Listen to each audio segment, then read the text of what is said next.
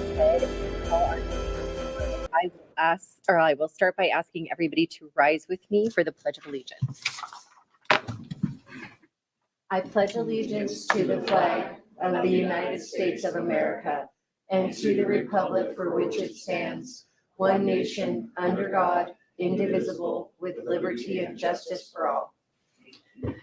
Perfect. Well, welcome. I'm sure we'll have more guests later. If you guys do plan to speak tonight for any reason, please note that there are sign-up sheets in the hallway and you'll just have to be signed up to speak. I will now ask everybody to join me in reciting both our mission and our vision. The mission of the Nampa School District is to ensure high levels of achievement for every student.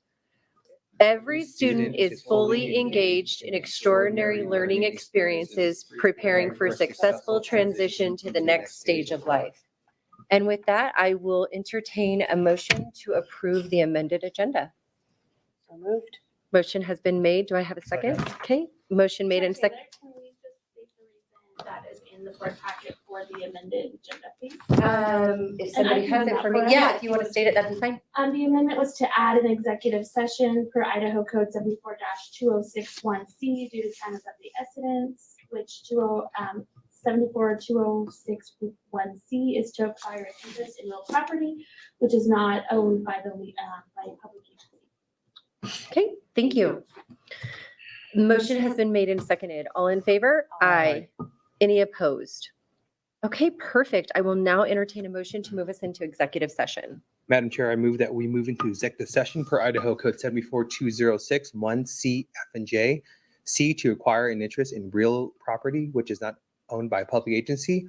F, to communicate with legal counsel for the public agency to discuss the legal ramifications of and legal options of for pending litigation or controversies not yet being litigated but immediately likely to be litigated. The presence of legal counsel at this an executive session does not satisfy this requirement. And J, to consider labor contract matters authorized under section 74-2061A and B of Idaho Code. Okay, I second. Roll call vote. Chair Taylor? Aye. Trustee Kirkman? Aye. Trustee Sue? Aye. Trustee Benz? Aye. Trustee Jennings? Aye. Okay, we will now go to executive session. So executive session happens in private. We're going to be in there, it looks like, until about 6, at which point the regular meeting will start again.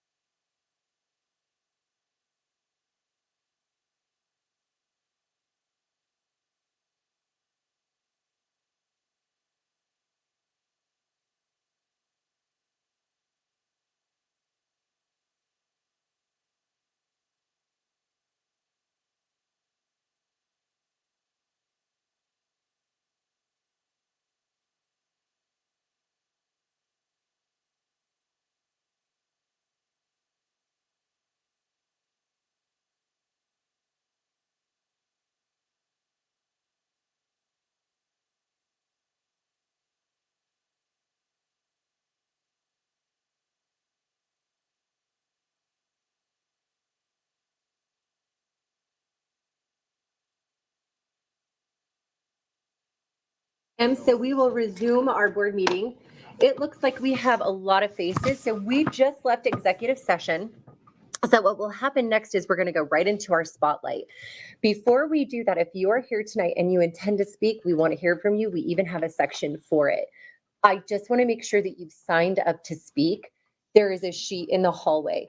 The second thing is if you're here to speak, we allow everybody to speak. So if you get to the front of the room or if somebody's up speaking and you agree with what they say, all we're going to ask you to do is just raise your hand so that we can just keep the proceedings quiet and cordial so that we can hear all the information. We're excited to have you. And with that, we will move on to our student spotlight, to our spotlight tonight that is not a student. Dr. Russell? Yeah, the trustees tonight, we have the honor of an ISBA and NSD here from ISBA to come and share with us some information about ISBA, some of the services they provide, and to share some information around resolutions of what board resolutions might look like. So, welcome. Great, come on up. All right, thank you, trustees. Is on working for you? I can hear you. Okay, Everybody great. else? Thank you, trustees and Superintendent Russell. It is great to be here. I am Misty Swanson. I'm the executive director at the Idaho School Boards Association. I wanted to mention a guest with me is Jason Seavey. He is the chair of the Marsing School Board, but also serves as the vice president of the ISBA. It's important to know him because he represents not only the districts in this region, but school districts across the state. So it's great to have him here with us as well. If you have specific board questions, I'm sure he'd step up and help answer them. Great. So yeah, I had two things on my agenda to speak quickly about. One is our resolution process, and then one is possibly just a quick overview of ISBA and what it means to be a member. Does that sound like what you does. like? Okay, It perfect. does. And we appreciate you coming. We do have a couple, well, 3 actually new members that haven't seen a presentation. And then I know that myself and Trustee Benz, we did attend the Day on the Hill this year and just felt like there were some resolutions that maybe didn't identify specifically with our needs. Okay. So we were really interested in hearing about that process to hopefully be a part of it maybe this year, but possibly next year. And I do believe we plan on seeing you at convention. Great. Yeah. That's great to I hear. was gonna add in there on the board packet, I did include the November dates for the convention. Make sure you guys were aware, and I did send calendar invites just to get it on the radar. Yes. And those calendar invites have been steady holding. So I think it's good. So great. So yep. So we would love to hear it. And then would you like us to refrain from asking questions during the presentation or just make it interactive? And as we have questions, let's interact. Let's make it interactive Great. so I don't miss anything or you forget. Great. Are you? Do you have the documents in your board packet? This document. I have hard copies if you'd like, or if you're good with the. I'm good electronic. with what I have. Okay. Oh, So- Trustees, I see everybody. The most critical part about ISBA's resolution process is truly that it's member driven. So myself and my team that is at the State House every day during legislative session, we don't make the decision. School board members across the state make the decision and give us our charging orders of what to go do. So I think that's really important to know that. So it all starts out with, is there an issue in your school district? Is there something that you don't like? Is there something that is non-existent? Is there something you'd like to change? And you think of a topic, and if it's something that you think can be changed by state law or administrative code or administrative rule, that's when you bring a resolution to ISBA. We have a kind of a format that it goes in. We're happy to help with how that format should look so that it aligns with kind of our process. But you kind of put into the resolution what you would like to see changed or added, et cetera, and give some examples, any data. Doesn't need to be real lengthy, just kind of specific about what you would like to see happen. You, as a board, would approve that in a board meeting, have it on your agenda and approve that in a board meeting. Our preliminary deadline is July 31st. So that's the goal deadline each year. Every year it's July 31st to receive those resolutions. If something comes up after that date and you feel like it's really time sensitive and you still want the membership to approve it, you can bring it to the floor of the business session, which I'll talk about in a minute because that probably doesn't sound familiar. You can bring it to the floor. It's a little bit different process for that, but still doable. So let's pretend that you have a topic that you're interested in. In fact, I've been receiving emails throughout today on various topics that they would like to bring resolutions on. But your board has identified a topic, you've approved it in a board meeting, you submit it to ISBA, and then throughout the month, we'll work with you on the wording, make sure we clarify any issues, and perhaps there's other school districts who have the exact same topic and would like to assign their names onto it as well. So we work on that throughout August, and then in the fall, this year, it's at the end of August, sometimes September, ISBA's executive board, which is a 22-member board from all over the state, they meet and they discuss the resolutions. And ultimately, they vet them, they debate them, they talk about whether or not they would like to see that happen as well, and how their region might be represented best. And the board then makes recommendations. And the recommendations are just purely for their own interest and for the membership. It doesn't stop the resolutions from moving forward to the full membership. So some possible recommendations that the executive board could give is do pass, meaning, yes, we love this, let's keep it moving and let's see if we can get this to the legislature. It may be no recommendation, which means we're neutral, we're not sure, there may be winners and losers, we don't know that we should weigh in on it, so they may say no recommendation. And the other option is do not pass, which is you probably don't want to hear. That means their recommendation as a majority body is that it not move forward to the membership. Regardless of their recommendation, all resolutions move forward to the membership, because again, it's not even that 22-member board's decision, it's our entire membership's decision. So from there, we go to region meetings. We meet with you all regionally and discuss the resolutions. You can ask questions, you can provide feedback, data. If you have a resolution, you can ask for support and ask other boards to support it and vote for it in November. Fast forward to November, and we're at our annual convention where we spend an entire morning devoted to all of those resolutions and any that come from the floor as well. So they discuss them, the host or the sponsoring district presents it, they discuss it, and at whatever point everyone's done discussing, the membership votes. And so that's kind of the process. Again, it's member driven. During that business session, also we vote for our 4 officer, or I guess it's 2 officer positions of ISBA. ISBA is vice president and ISBA is president-elect. So those are the 2 electable positions. Those people then move on after that onto the other positions in ISBA. So that's what the business session entails. It's usually a couple of hours long, depending on the numbers of resolutions and depending on the debate. That was really quick, so That was I'll just quick. pause. And I think because I am familiar, and I know that Trustee Kirkman is familiar with the process because we were at convention last year. Mhm. Trustees, are there any questions about that? Any questions on convention or the resolutions? Great.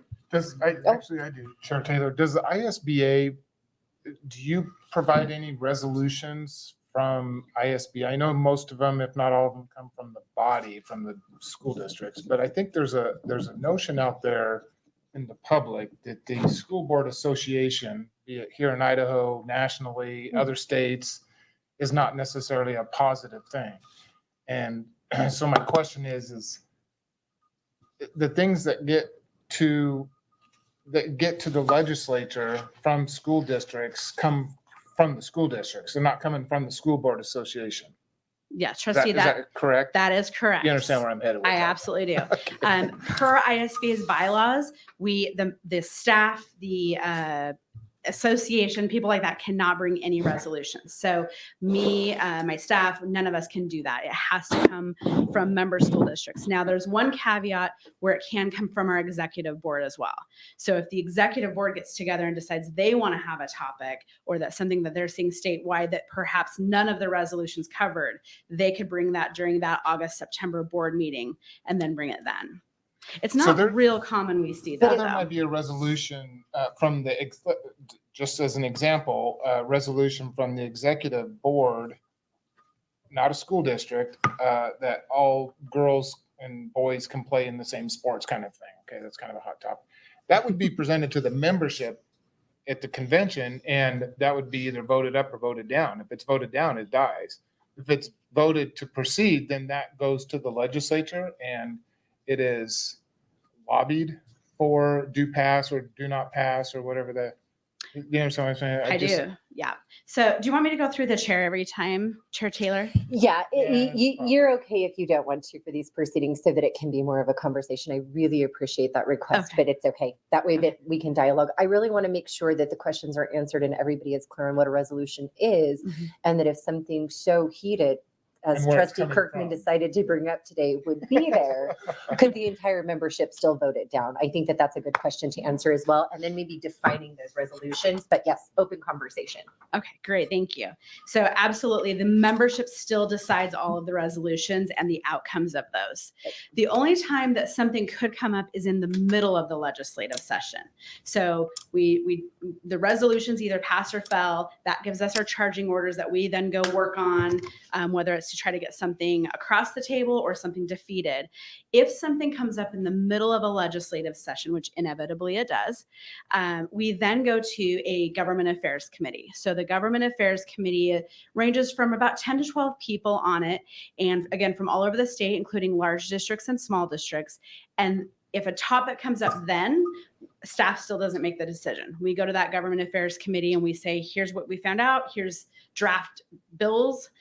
What would you like us to do with this? And that government affairs committee then gives us the marching orders of, go try to kill this bill, go try to get it passed, stay out of it. I mean, we almost get a third to try to, of what we need to be doing. Ultimately, so that's what's happening.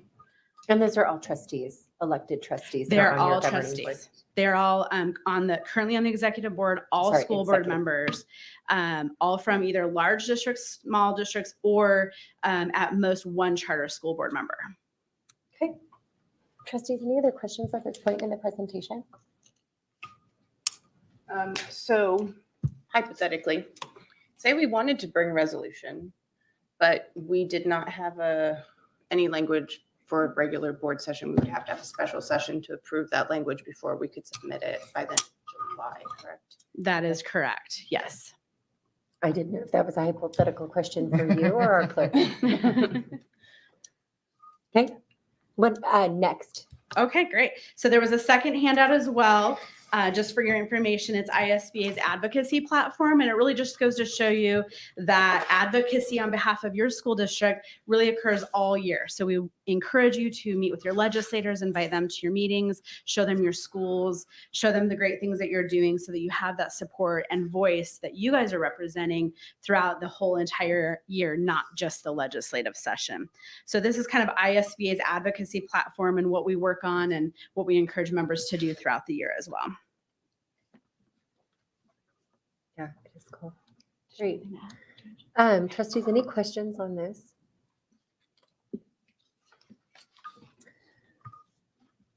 Okay. Great. One thing I'll say is my team and I, we are always here to help you. So if you have questions that come up, call me, email me, text me.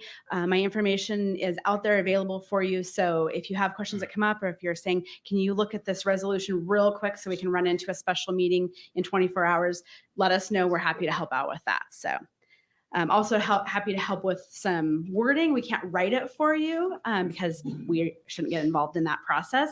But we're happy to help review wording as well for you. All right, so the second topic, last topic, is to just talk about membership in general. ISBA has been in existence for 82 years.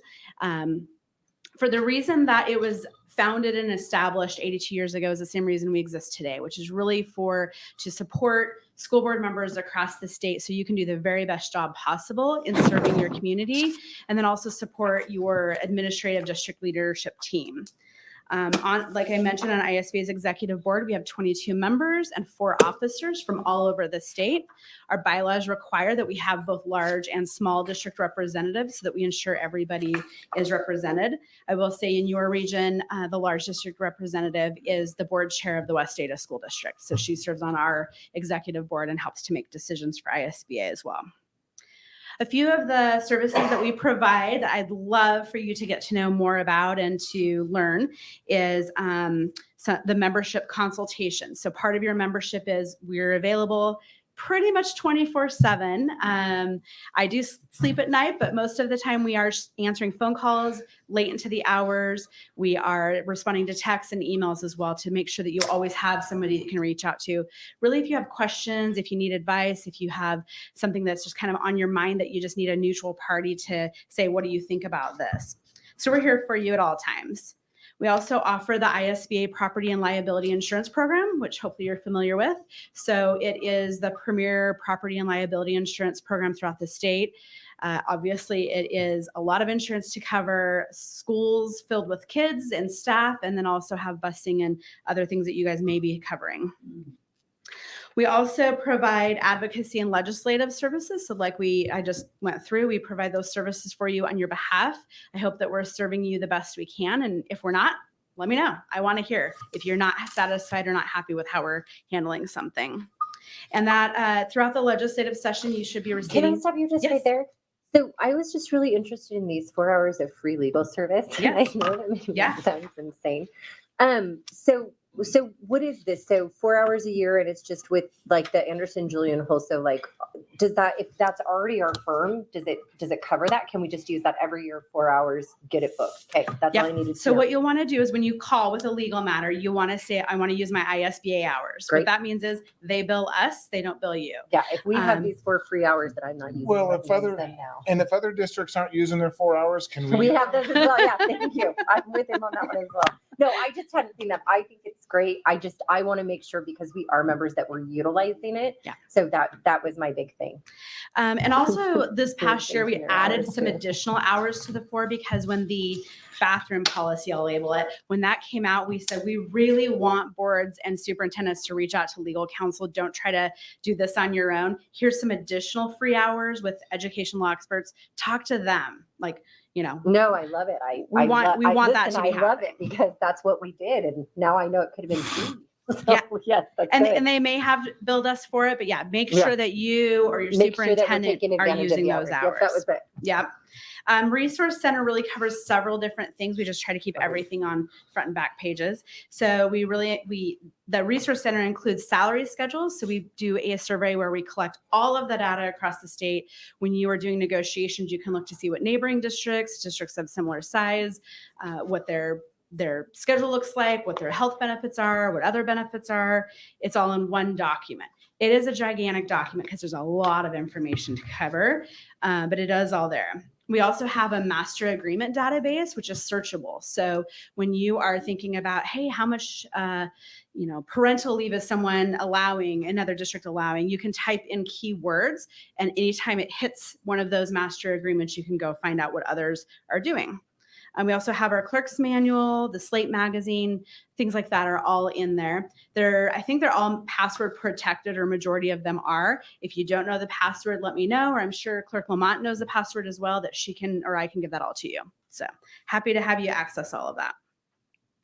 Under value added is policy services, and I like to say model policy services. When we issue policy updates, they are not mandates, they are not requirements. We have no authority to mandate anybody to do anything. So those are just models of what our staff and then through education attorneys have drafted.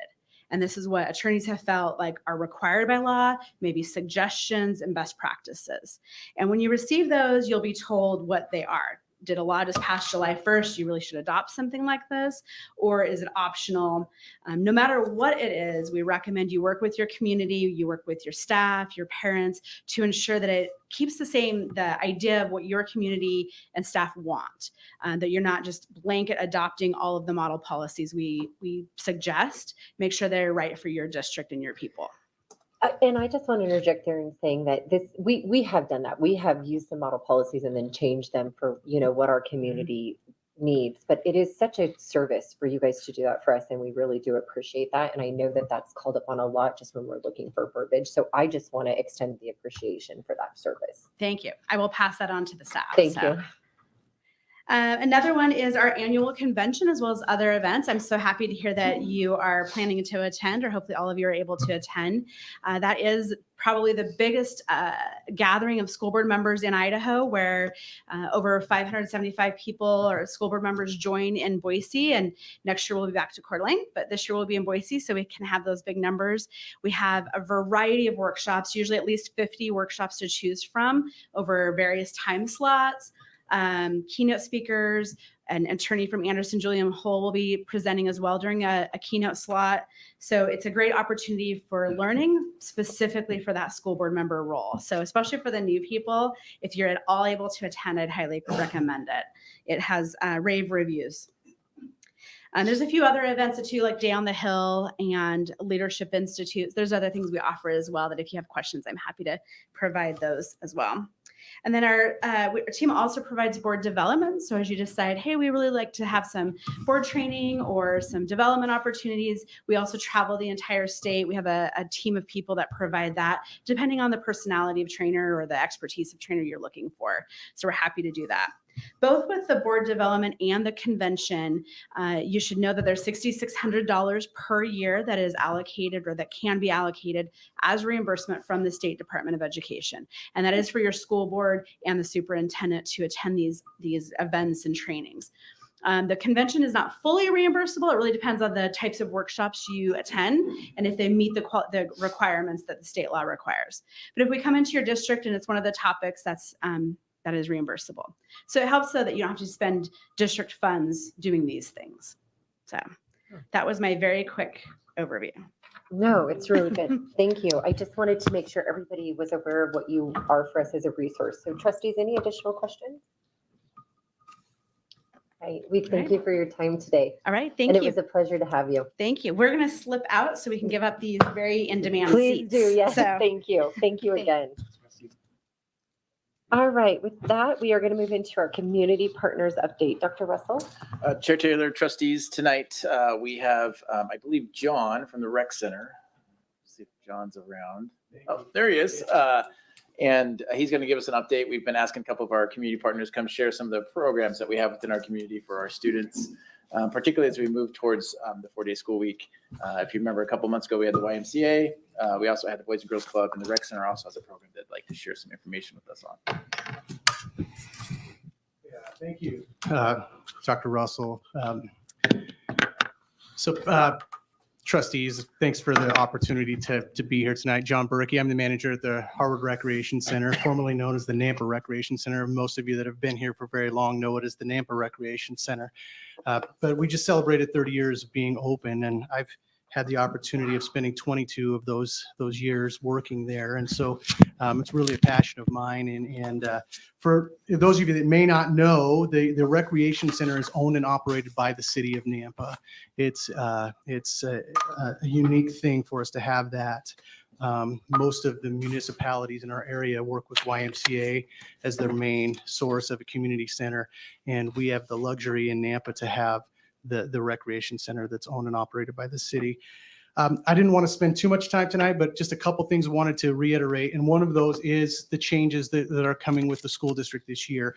We have a program at the recreation center called Kids in Action. Right now, it's serving as a full day summer camp program where parents can drop their children off as early as 6:30 a.m.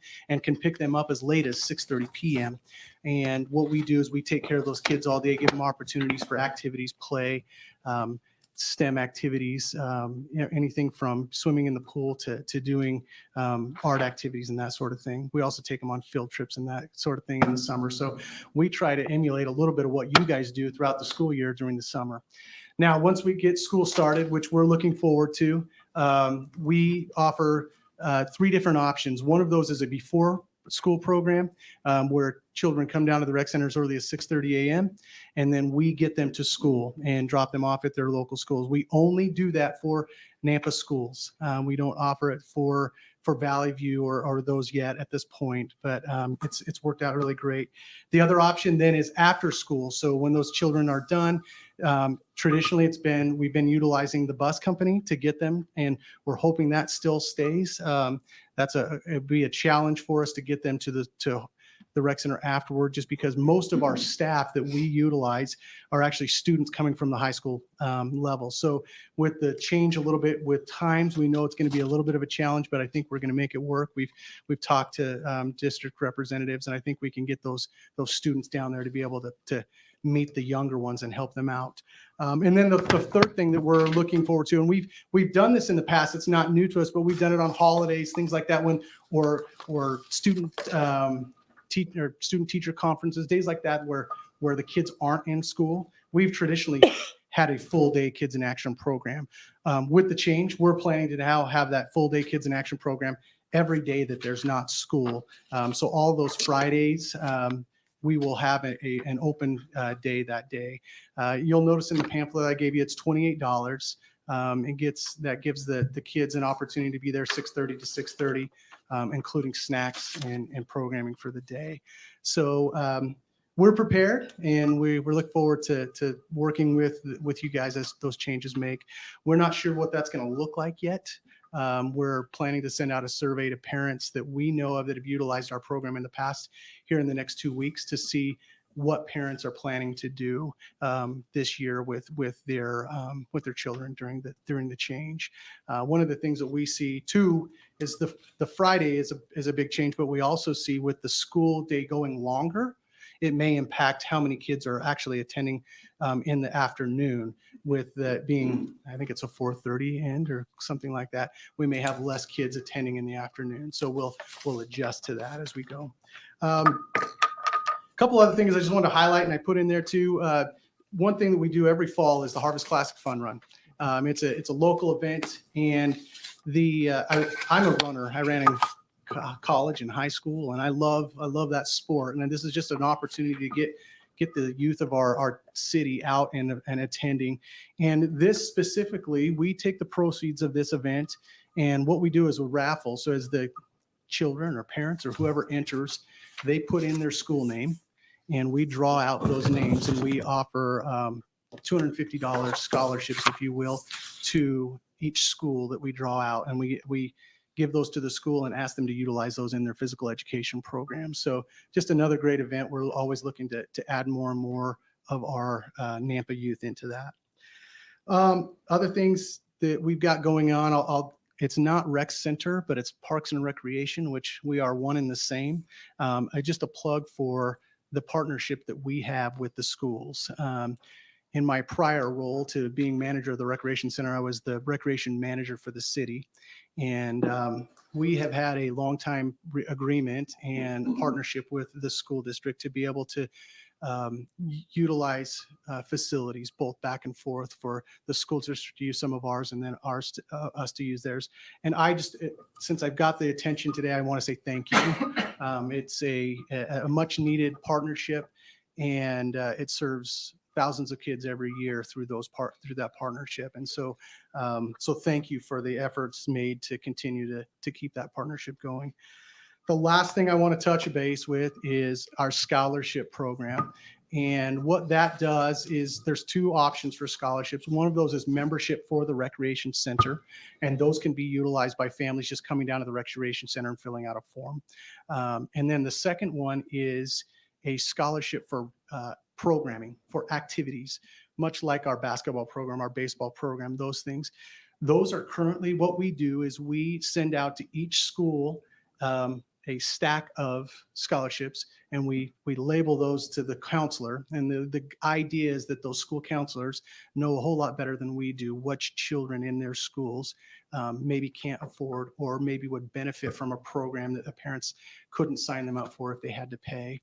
And so we'll want to continue to do that, and we see that as a positive. But there's so many underutilized scholarships that we hand out. We usually hand out a little over 100, and right now we're getting back about 15 of those per session. So any help we can get in the schools to get those in the right hands of the right parents so that we can get those kids that are not able to play otherwise, we want to do that. So that's all I have. Is there anything else that might stand in questions? Yeah, I want to open it for questions. I just want to thank you. It was a phenomenal presentation. And one of my favorite things is having our community partners speak, because you guys do such important work within our community, and you guys always come up here in service of the community. So I just appreciate that. And it's great to see. And I think you guys also do a lot for the youth. My son, I long graduated, continues to come back and work for you guys because he just loves it. And he loves spending time there, and it does so much for him. So the culture that you guys have even created of giving back is just incredible. So I just want to thank you, your team, and the center. And yes, I'll open up for questions or comments. Okay. Nothing? No, we all did it. We all just thank you. Well, thank you. And that was a great And presentation, and it was very thorough, and we want you to stay as a partner. We will be having you back for future updates. I would love to hear how the afternoons are impacted. This board is paying some of us on this board, I think, are paying attention to different pieces. I Yeah. think some of us are really looking at that time. I think we're all trying to make sure that we're getting that feedback. So I'd love to hear when you come back to us how that Okay. afternoon is playing out. But of Some of course, that that'll take data some I time. can, I could give Trustee Taylor, I could give you some of that data too. Would that Or best come sharing it with through? our administrative Would it best come team. through Mr. It Stoffer? would, Okay. or Dr. Russell. Our team Dr. will okay. direct you. Yeah, and it probably will be Mr. Stoffer, I would assume, Dr. Russell. Yeah. Okay. Yeah, But that would myself be or- great. Yeah, Chair Yep. Taylor, trustees. So yeah, as we John, happy collect to that talk with data. you. And that's exactly what we would love to see is just that data that data. So that would be great. Or I would. Trustees, I think we would all love to see it. Yeah. Chair Taylor, not just the afternoons, but All for me of it. specifically Fridays. Correct. It's a concern of what the kids are doing on Fridays. That's what I was saying. I think there's some other questions here. Don't let me chime in that that's all that we want. So I would agree. So any of that data would Be be glad to great. share it. Yeah. Great. Right. And on those scholarships, I will think about that as well. That I don't love that 85 scholarships are just going to waste when we have places for kids. Trustee Taylor, I think the biggest hangup I think is that they're going home. It's what's happening when they're at home. And I don't know if that's follow up from there. We don't know who they go to. Right. And so I think what happens is I know they're going home in a backpack, but is what's happening once they Is get it home in that explained? backpack? Yeah. And so, Well, it doesn't get cleaned out to the end. Yeah. Till the end of the Correct. school year. yeah. Yep. Great. So, Thank you again. thank you. All right, trustees, with that, we are at our trustee comment section. Should I say I'll start with who's ever ready and then we'll go left? Do we have comments? Okay, so, no, okay, so I just have a couple emails that I was gonna forward to you guys. These are just regarding bus placement, was waiting to forward them until we were in open session. I had just gotten some single emails from some community members, so I'll be sharing those with you guys.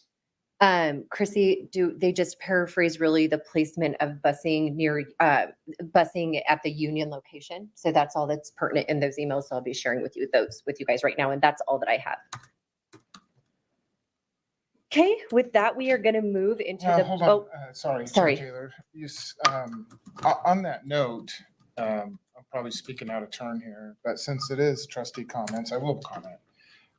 Not a fan of the union location being used as a bus terminal. I think it's a location that is not conducive to that environment.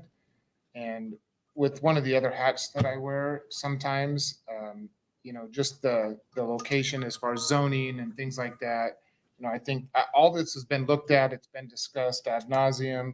I think we're going to get into some of this a little bit later.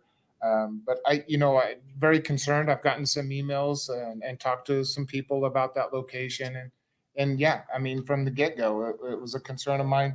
At the time, we were looking at options and with the time frame that we're on, sometimes we look at the worst case, not worst, best case scenario in a bad environment type of a thing. And so union was one of those options. But as we go down the road here a little bit and have this discussion, but yeah, I just wanted to comment that was not a good location or is not a good location for buses, but we'll make some decisions here on what we need to do. Chair Terrell, along those lines, I like to say, since we have a new audience, I see a lot of faces I don't recognize. I see some parents I do recognize. I've been doing this for about 8 months. I visited schools. We have amazing educators. We have amazing administration at the school district. Please go out and vote. Please talk to your legislators. Our schools are chronically underfunded. We're having to do without. We're having to really make hard financial decisions to make the learning environment workable. And I do encourage you to ask the school board for a copy of the finances. Nobody's taking home any extra pay. Nobody's doing anything that we aren't doing. We're just not funded well enough. And if we don't fund, we don't support our children now, you're going to pay for prisons. You're going to pay for social services. You're going to pay for a lot of other things in the back end that you don't have a choice to pay for. So we want an educated population. That's the goal.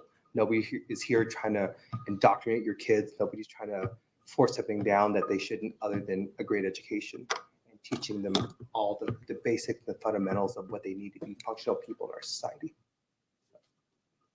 Okay, any other comments?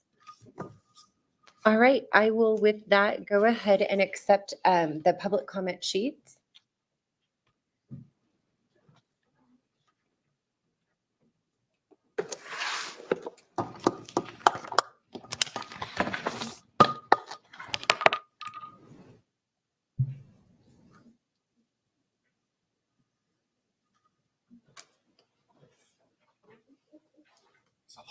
Did we have people in the, Just a few, and it's staff. oh. Are they afraid? No, they were getting the seats. Oh, you did say we had a few and it was just staff. Okay, great. All right, with that, I will go ahead and just remind how all of everybody or anybody who's new how this works, and then remind anybody who's been here before. Once I call your name, you'll come to the podium. When you get to the podium, you'll be given 3 minutes after you state your name, and then your address or zone, either are acceptable. And then from there, you'll have those 3 minutes. When those 3 minutes are done and over, the sound will be cut and we will call the next person up. To reiterate, if you agree with what somebody has said, it is very powerful if we see your hands. So you guys can go ahead and come to the podium, agree, then you'll sit back down and we'll call the next person. All right? And if I butcher your name, I'm really sorry, because I just feel like this one might be butchered as it comes out first. Mangiak? Mangiak, thank you. Maggie Mangiak. Thank you. Okay, if I let Mr. Jim go first, Mr. Deputy Chair? Sure.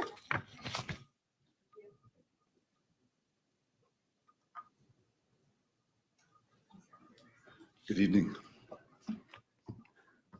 So thank you very much for allowing me to come. I'm going to read. I Okay, apologize so for that. really quick, and you can read. I just need you for the record to state your name Gotcha. and address or zone, and then you can go into all of that. Okay, don't know my zone. It's Tried okay. to figure it out from your meets and bounds, but Zone 4. and your site You're wasn't in working. zone 4, you're in So my my name zone. is Jim McCracken. I live adjacent to the Union High School. That works. And I am representing the neighborhood surrounding the school site. So since the closing of Union High School, we've been concerned about the future use of the site.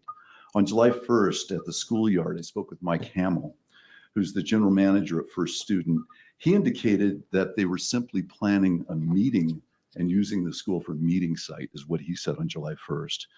Now, he said he didn't have any information on what the site was going to be used for. But then on July 5th, my next door neighbor told me that the school board's plan was to locate a bus terminal at the site. I was not happy. So I jumped in, started researching online, reviewed a copy of the First Student RFP response, visited the school to try to determine where 100 buses could be parked. While at the school, I spoke with Mike Hamill again. He did not have a site plan, but was kind enough to walk the property to provide details where the buses would be parked and the plan for ingress and egress. Later that evening, after a quick review of the Canyon County Development Services website zoning map and land use matrix, it seemed obvious that the zoning did not fit. Later that evening, the current zoning is rural residential, which prohibits use of off-street parking of commercial or private vehicles. Operating a bus terminal would inflict a severe negative impact on the neighbors of the surrounding area. Early morning noise, diesel fumes, increased risk of potential damage to our wells and drinking water. Also increased risk of accidents and commute times on the narrow roads, the many uncontrolled intersections, and the four-way stops. So the homeowners would have difficulty exiting their driveways at the uncontrolled intersections and four-way stops as the buses are leaving and out on the streets such as Locust and Ruth Lane and such. The reduced property values is another concern. So that the bus terminal would destroy the peace and tranquility of the neighborhood that it benefits from. Our immediate neighbors are stellar, and as a group, we have a very strong sense of community. From one perspective, I'd like to thank you all, because proposing the bus terminal, I've made many new friends. So many residents have raised their children in this area. I have very fond memories of their children attending Sunny Ridge. They feel very strongly about the district considering the site for a bus terminal. We have a petition with about 100 signatures so far and growing, opposing the bus terminal. Within our neighborhood, the possibility of a bus terminal has awakened a very powerful force. Within hours of meeting the neighbors, a plan was formulated and the group got to work with efforts to alert the community, take actions to fight the bus terminal. We are aware of the fact that a rezone would be necessary to move forward with a plan. We'll continue to be vigilant and do whatever is necessary to stop any use of the site that disrupts the quiet enjoyment of the neighborhood that we all love so much. But we would like to engage in constructive dialogue regarding the use of the site. We're at Forward to these conversations. perfect. We are at time. Perfect. And then trustees, I just forwarded Yes, Perfect. Would you like me to copy that and email it To the board? Have a copy of it? certainly. Perfect. You can have this copy. Eliminate the highlighted.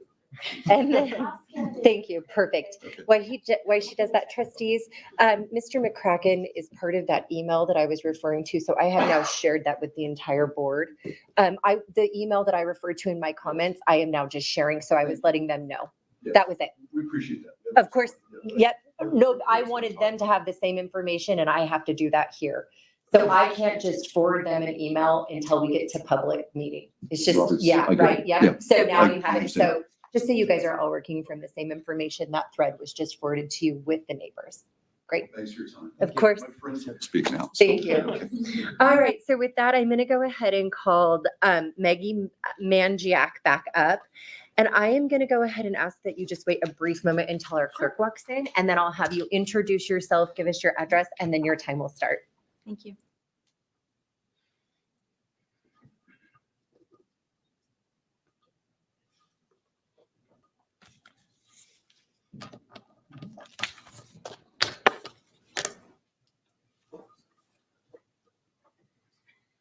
Okay, go ahead, no big deal. You can proceed. Thank you all for the opportunity to speak. My name is Maggie Manjack. I live at 127 Ruth Lane, Zone 4. And I'm gonna have you pull that right Sure, up to your I'm face. little. There you go. And I thank you all for the opportunity to speak today. First and foremost, I am a mother. I take that role very seriously. I have 5 kids, and we have fought to stay in this community. We absolutely love where we live. And one of the joys we have is being able to let our kids go down to the school park, is what my kids call it, Union High School, to be able to go down and play. And as a mom, we feel robbed. I feel like you've robbed us of that. And I understand that it may be off the table as far as it being a bus terminal, but you're using it as an office. And today when I drove by, there were, I think I counted 45 cars there parked all weird on the side. My children have no way to ride their bikes down there. And we're not okay with that. We're really not. You may have taken it off the table as far as it being a terminal, or a 99.999% chance of it being a bus terminal, but we are not okay with it being an office either, because our children play there. And there's a lot of new families who have fought hard to get into this community, and our kids can't play there anymore because there are strangers there now, multiple strangers there. And I feel as though we were not brought in on this conversation. You did not ask us if that was okay. You did not notify us if that was okay. And we don't feel, even though I've heard Nampa School District has been trying to be open and more transparent, that's not the case. You were not transparent with us. You did not tell us what was happening in that building. You did not tell us the hours that people were going to be there. And now our children can't play there anymore. The roads are busier. What was once safe, what was once where we wanted our kids to be, it's not. And from my understanding, I just want to know why you guys didn't go with the brown bus company, because all of this is unnecessary to us. All of this is you're inconveniencing us for what was used in an article that brown bus company was unchoosable. What does that mean? We want to know what that means, because it's not adding up. The numbers don't add up. What you guys are spending on providing a building, on gas for first student, employees that you guys have hired, now people being in that building, it just doesn't add up. So we want to know the numbers too. It's one thing to come down here and fight for our community and who's going into that building and what you guys are using it for. Another thing is, I want to know the numbers. I want to know where our money is going. And you use the term that, you're underfunded. Okay, well, where's our money going? How can we better that? Well, it's not spending millions on a building. It's not providing gas to a company that it just came in. So I appreciate the fact of being heard, but you guys have to consider we are families, and you would not want them in your backyard. So I appreciate that. Thank you. Thank you. All right, with that, I am gonna call, not right now. You can take notes and at the end we can. That'll work if that works for you. Delby, It's okay, I'll help you. Debbie Eno. thank you, thank you, thank you. And I am in the fantastic zone 4. Thank you. Delby, Debbie. Go time. Okay, Hi, my name is Debbie. I live across the street from the Union School. We purchased our home 4 years ago to enjoy our retirement, choosing this neighborhood over many others for its convenience and location to enjoy both city and country living at its best. The school was an added bonus as it was quiet after hours and on the weekends. The occasional dog walkers and kids practicing soccer or baseball, playing on the playground, gave it a real sense of community. Never a thought crossed my mind or our community that the school in our residential neighborhood would or could be zoned for usage as a commercial or industrial property to be concerned about. The best part of my morning is spent enjoying the quiet, peaceful sounds of nature, the birds chirping, sprinklers running, just a very serene sense of quiet and calm in the early morning hours. Now, close your eyes and envision the sounds of cars pulling into the parking lot, doors slamming, conversations amongst drivers greeting each other in the parking lot with their voices echoing in the early morning hours, possibly as early as 4 a.m. 80 plus diesel buses starting to rev up their engines for 20 plus minutes until ready for departure, beeping, backup sounds, horns honking as they test the buses to be ready for their exit out the gate, only to return again for the afternoon runs and pickups. Besides the noise issue, we have several safety concerns to share. Number one, we are concerned for any fuel spillage that could seep into the ground and contaminate our well water. 2, additional pollutants like the diesel exhaust fumes and dust being kicked up, contaminating the air and compromising our immune systems. The additional traffic in the neighborhood, both personal vehicles and the buses, would be a large increase in street traffic in all directions. In hindsight, perhaps a change in bus companies was not the best decision to have made at this time. With no forethought as to where the terminal and employee parking would be located, the extra expense of hiring and training drivers, not to mention their bonuses, and the time frame in which to do this being almost less than a month of school starting. Staying with Brown for an additional year would have given you a proper time frame, meeting all requirements necessary for a safe and successful operation to be up and running by 2025. I'm not sure that you thought about the impact this would have on our neighborhood, and I can't imagine that any one of you would want this happening in your backyard or my front yard for that matter, or neighborhood whatsoever. Please, as a board, reconsider other options for the safe location of the bus depot as well as parking for its employees. Thank you for your time. okay, thank you. With that, we are gonna call, guys, listen, if that happens, we clear the room because we've got a lot of people to hear tonight. So that hand is effective. We do see it. It is very effective and it can be seen on screen as well. Dr. Russell C. Poole. I'm Dr. Russell Poole. I've lived at 633 Fletcher Drive, Zone 4 for over 45 years now, plus. My kids all went to the Sunny Ridge School, and we've supported the education system for many, many, many long years, being involved in PTO organizations and all the things that you do as you go through as a parent.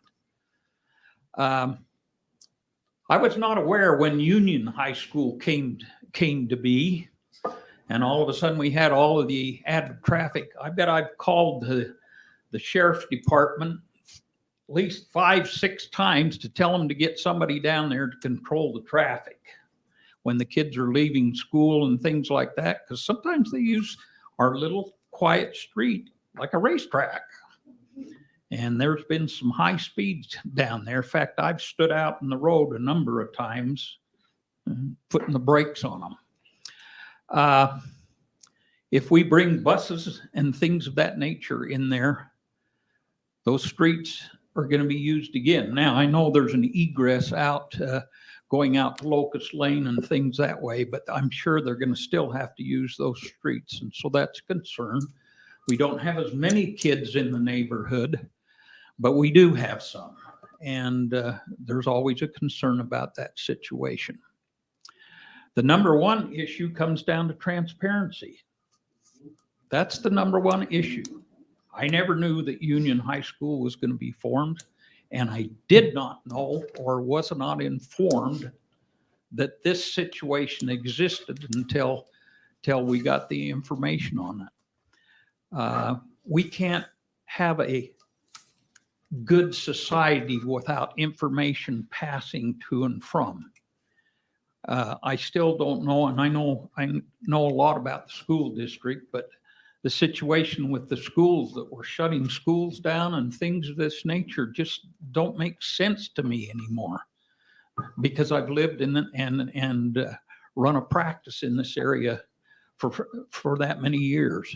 My comment is that I'm against it, and I know that the people that are behind me are in the same situation, and I yield the floor to whoever's next. Thank you for my time. Thank you, Dr. Russell. That was funny with the Dr. Russell and the Dr. Russell. I am now going to call a James Peterson. Janice Peterson.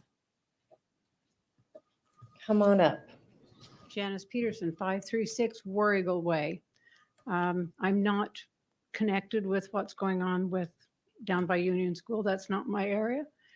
I didn't really have much one way or the other until I started reading. Didn't think it was a smart way to use the old school, put it in that kind of an area. Like everybody else, I felt the same way about pollution and traffic and putting it in a residential area. Seemed to me it would be better in something more industrial, like down where the old livestock property was or is, and is empty in a sagebrush area. Then we started to see the school buses getting in South Canyon parking lot down off Greenhurst. And it began to wonder whether this might be going away, and then it would be at South Canyon, which is by our near subdivision, and wondering whether that might be a possible way or what's going on there. And we worried about that because Greenhurst is getting to be a very busy road. We get people coming from Middleton Road onto Greenhurst, bypass going through downtown to get to Boise on the back road going out Amity and that way. So we were concerned with our neighborhood on whether we were an option.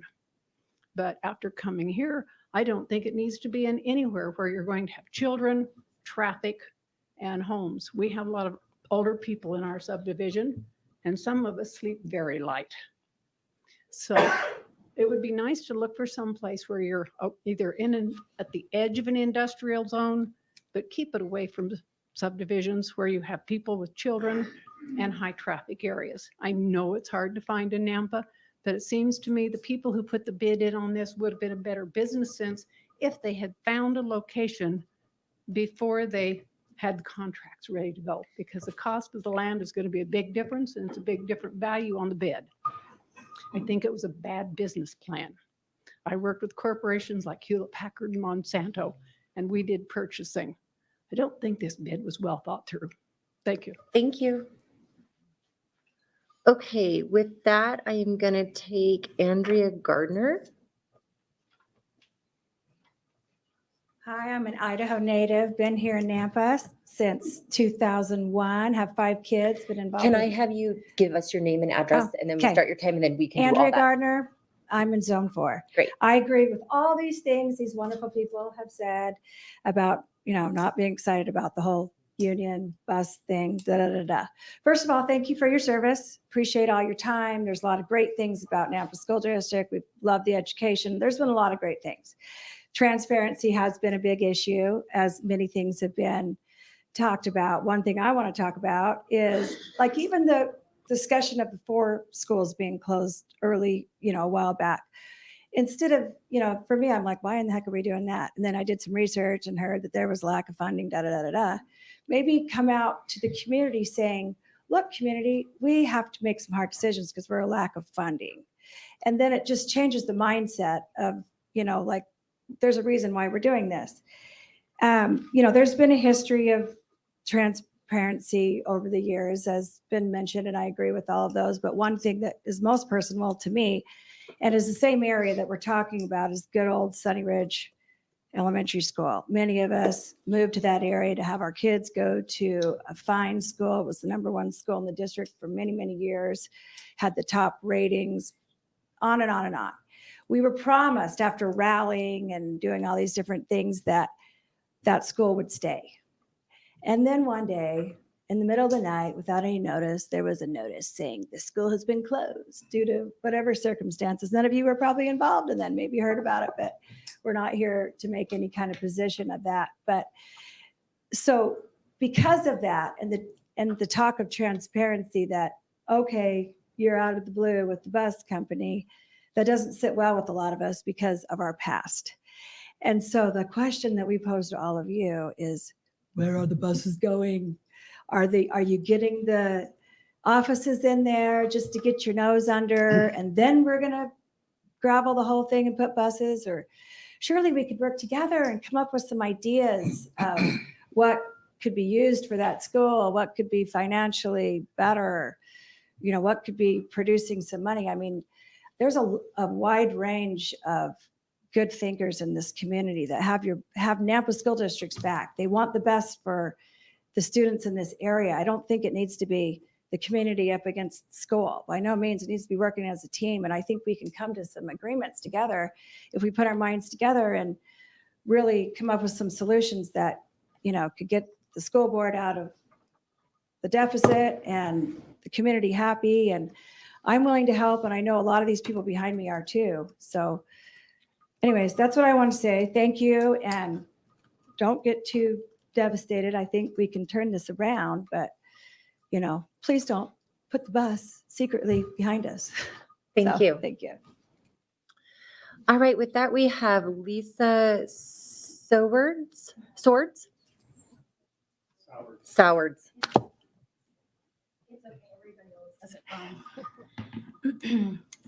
My name is Lisa Sowards, and I live at 630 Fletcher Drive. I am 7 houses from the Union High School, formerly known as Sunny Ridge. The past several days have actually been amazing to me. Very quickly after hearing a major change would take place at Union High School, my small community became very engaged. In our homes and in our neighborhoods, discussions were held about the change of usage of this building and how it would impact our area. We contacted several government agencies and learned for ourselves the process of what would be needed to create a bus depot for the district. This would increase traffic, create issues for our groundwater. Our entire neighborhood is utilizing wells. We are not on Nampa City services. Added air and noise pollution. We have a farm down the street from us. That would impact traffic actually on Schober. That's probably something you don't know about. A complete rezoning of the land and usage for this neighborhood would be different than having a school with normal traffic that's been in the neighborhood for the last 55 years. In fact, it would take much more time and consideration than the district was actually taking due to the need for bus parking that needs to happen in roughly 5 weeks. We had a total of 7 business days to consider this, as we've been told by the district that the plan for the building up to about July 5th was the school was going to be torn down. And it was not needed because of the dwindling population of students. We as a community need some time to consider what possible changes might need to take place with the school.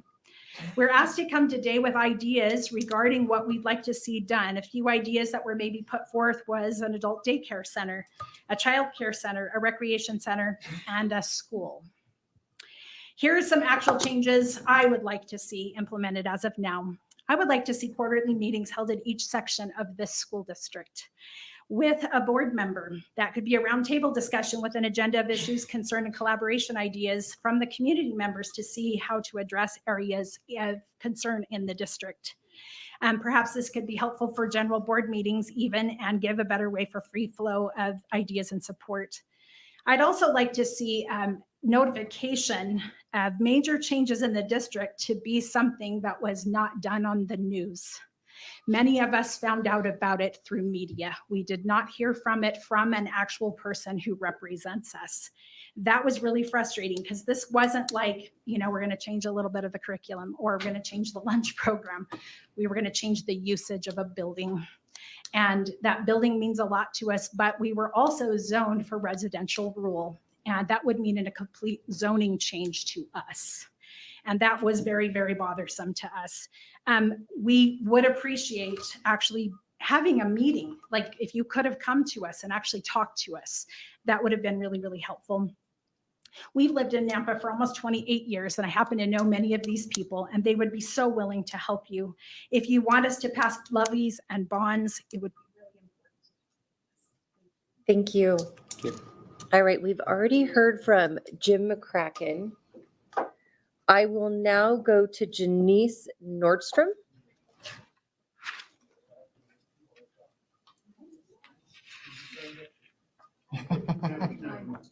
No? Are you sure? Someone signed you up. So do you know Adele Nordstrom Senior? That's who signed you up. So we're gonna assume that Adele speaks for you. Come right on over. I think you thought he was just signing in. Listen, it's not a big deal. That was great. My name is Dale Nordstrom, Thank you. Senior. I live at 524 Fletcher Drive, right next to the school. I've lived there for approximately 53 years. Things that bothered me a lot about this is, number one, when Sunny Ridge School closed and they put in Union High School, we was never notified of that. But bringing that aside, we got along really well with the school. My wife and I and my family supported and sponsored the Christmas funds for the kindergarten for years. We did that. We've always voted for school boards, always voted for the school levies. I think that is over with. The thing that bothers me is I have some medical problems. Starting the school buses up at 5:30 in the morning, the fumes, the noise, is not going to work. And I hope that the school board will not put the school buses there. And as far as the traffic today, there was like 40 some cars parked there from the first school district, which made pretty good traffic problem. Our street is very narrow. Fletcher Drive is very narrow. And the school buses going down that, it's just not the room for it. So I hope the school board will reconsider and not have the school buses there, and even not have the school or the school bus office there too, just because of the parking and the problem with that many people and all the cars. So I'm really, like I said, I've supported the school for years, and it's pretty hard for me to do that from the things I'm hearing. I know this doesn't have anything to do with it, but I've talked to many of the high school football players from my age, my group, and that, well, number one, they said that turf is not for high school football fields, period. I know that costs a lot of money to do it. So to me, there's a lot of money being spent that I think should not have been spent. And that's all the comments I have on that. Thank you. And Janice, do you ditto? We're going to give you a second. You ditto all that. Okay, that's good. We're going to take that as this same. We're just going to say that it was a total agreement. All right.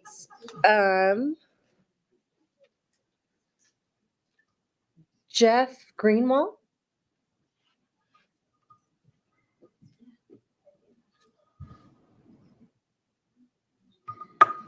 And it sounds like some people might have thought that was a sign-in sheet. Oh, okay. So if I read your name and you don't have testimony, just let me know. No big deal. And I will just cross it out. And, or you can say, I agree with what was said. Yeah. So, okay. Shar Greenwolf. Sherry.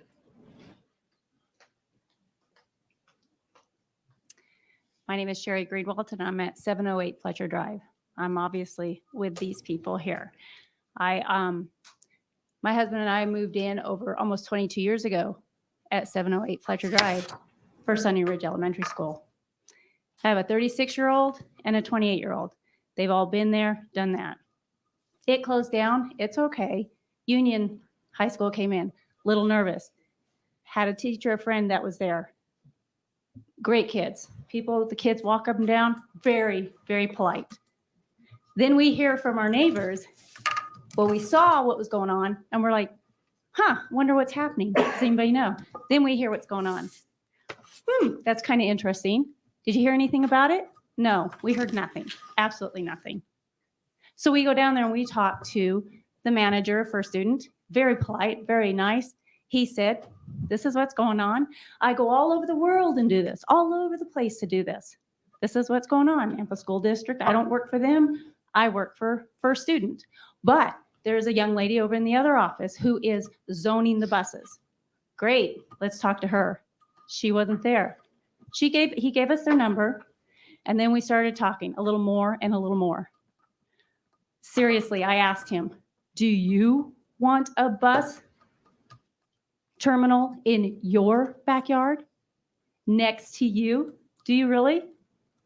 We work for the Postal Service. We're retired postal employees, and we know what safety checks are. We had 60 LLVs doing a safety check. You're talking about 100 buses. Seriously? That's a big difference there. I am the treasurer of our water district. That means we, like Lisa said, we have our own well. Neighbors behind us, they have 2 wells. The school, y'all have your own well right there. If you guys mess up, not you in general, don't take this personal, but if there is a leakage, do you understand? We're all affected by that. Is Nampa School District going to pay for any water testings because of that? Are you guys going to take responsibility for that? I don't understand. How can anything like that come into the community, into our subdivision, into our surrounding area with not one notice of public discussion? What do you think? This is what we're doing to you. Do you like it? Do you really think that we're going to say, oh yeah, bring it on? Would you? Would you? We'll sell you my house. Yeah. So we're thinking about moving. We've been thinking about moving. Like I said, we've been there for over 22 years. We're thinking about moving back east. You really think my house is going to sell now because we have a bus terminal there? It doesn't work that way. Thank you. Very much. Okay, now we have Ted Rudder.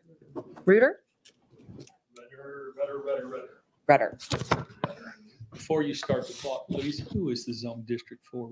Me. Thank you. I'm going to talk to you. Okay. Thank you. My name is Ted Rudder. I live at 4019 Ivy Drive. I've been there for 30 years. I have 7 children. All of them were graduates of the Nampa School District and the Nampa School Systems. All 7 from Sunny Ridge Elementary and then local high school, not the charters. Please forgive me for saying it that way, but Nampa School Districts. I have 7 children who graduated from college. 3 of them have master's degrees. They got their start right here with you, with the Nampa School District. I'm a believer in the Nampa School District. I need to clarify a couple of things too that were just stated. Ms. Manjack talked about her kids playing in that school district. It wasn't the Nampa School District that put those playgrounds there, just so you know. It was we parents who, I was the school board, the PTA president. We raised the money. We put the playgrounds there. We put the computers in every classroom. No funding from the school district. It was we parents that did it because we were committed, and we are committed to the Nampa School District. I need you to know that. We love our school district. There's some problems going on. I only have, it's optics. Let me first say, I need to be brief. The truth is not always the truth. The truth is in the presentation, and you need to present to us. Number one, the AstroTurf, when you're telling us that you don't have enough money, is bad optics. It looks bad that you're putting turf in a school. Now, I've heard that, well, it's cheaper and all of that, but it's bad optics. Do you understand what I'm saying there? Please communicate with us. That's important. We're parents. We're funding this. We know that. We don't want, I'm representing a number of people, we don't want to have a bus line in our neighborhood. I've lived there 30 years. I can see that from my backyard. We don't want it. We don't want to have the noise. We wish we could have Sunny Ridge Elementary School back. We can't. We know it, right? But don't put a bus line there. And I will tell you, I voted negatively for the levy for optics reasons, okay? Give us a reason to vote for those levies. Give us a reason to say, we want to work with you. We'll support you if you support us. But if you do this, I won't vote for you, and I won't vote for a levy. Thank you. Thank you. Will you give your email address to our clerk? Do you have an email address? I do. Perfect. Thank you, sir. And she will get that to me. Jason Sarr.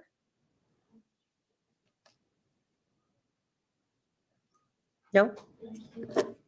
Kate Carol Carter.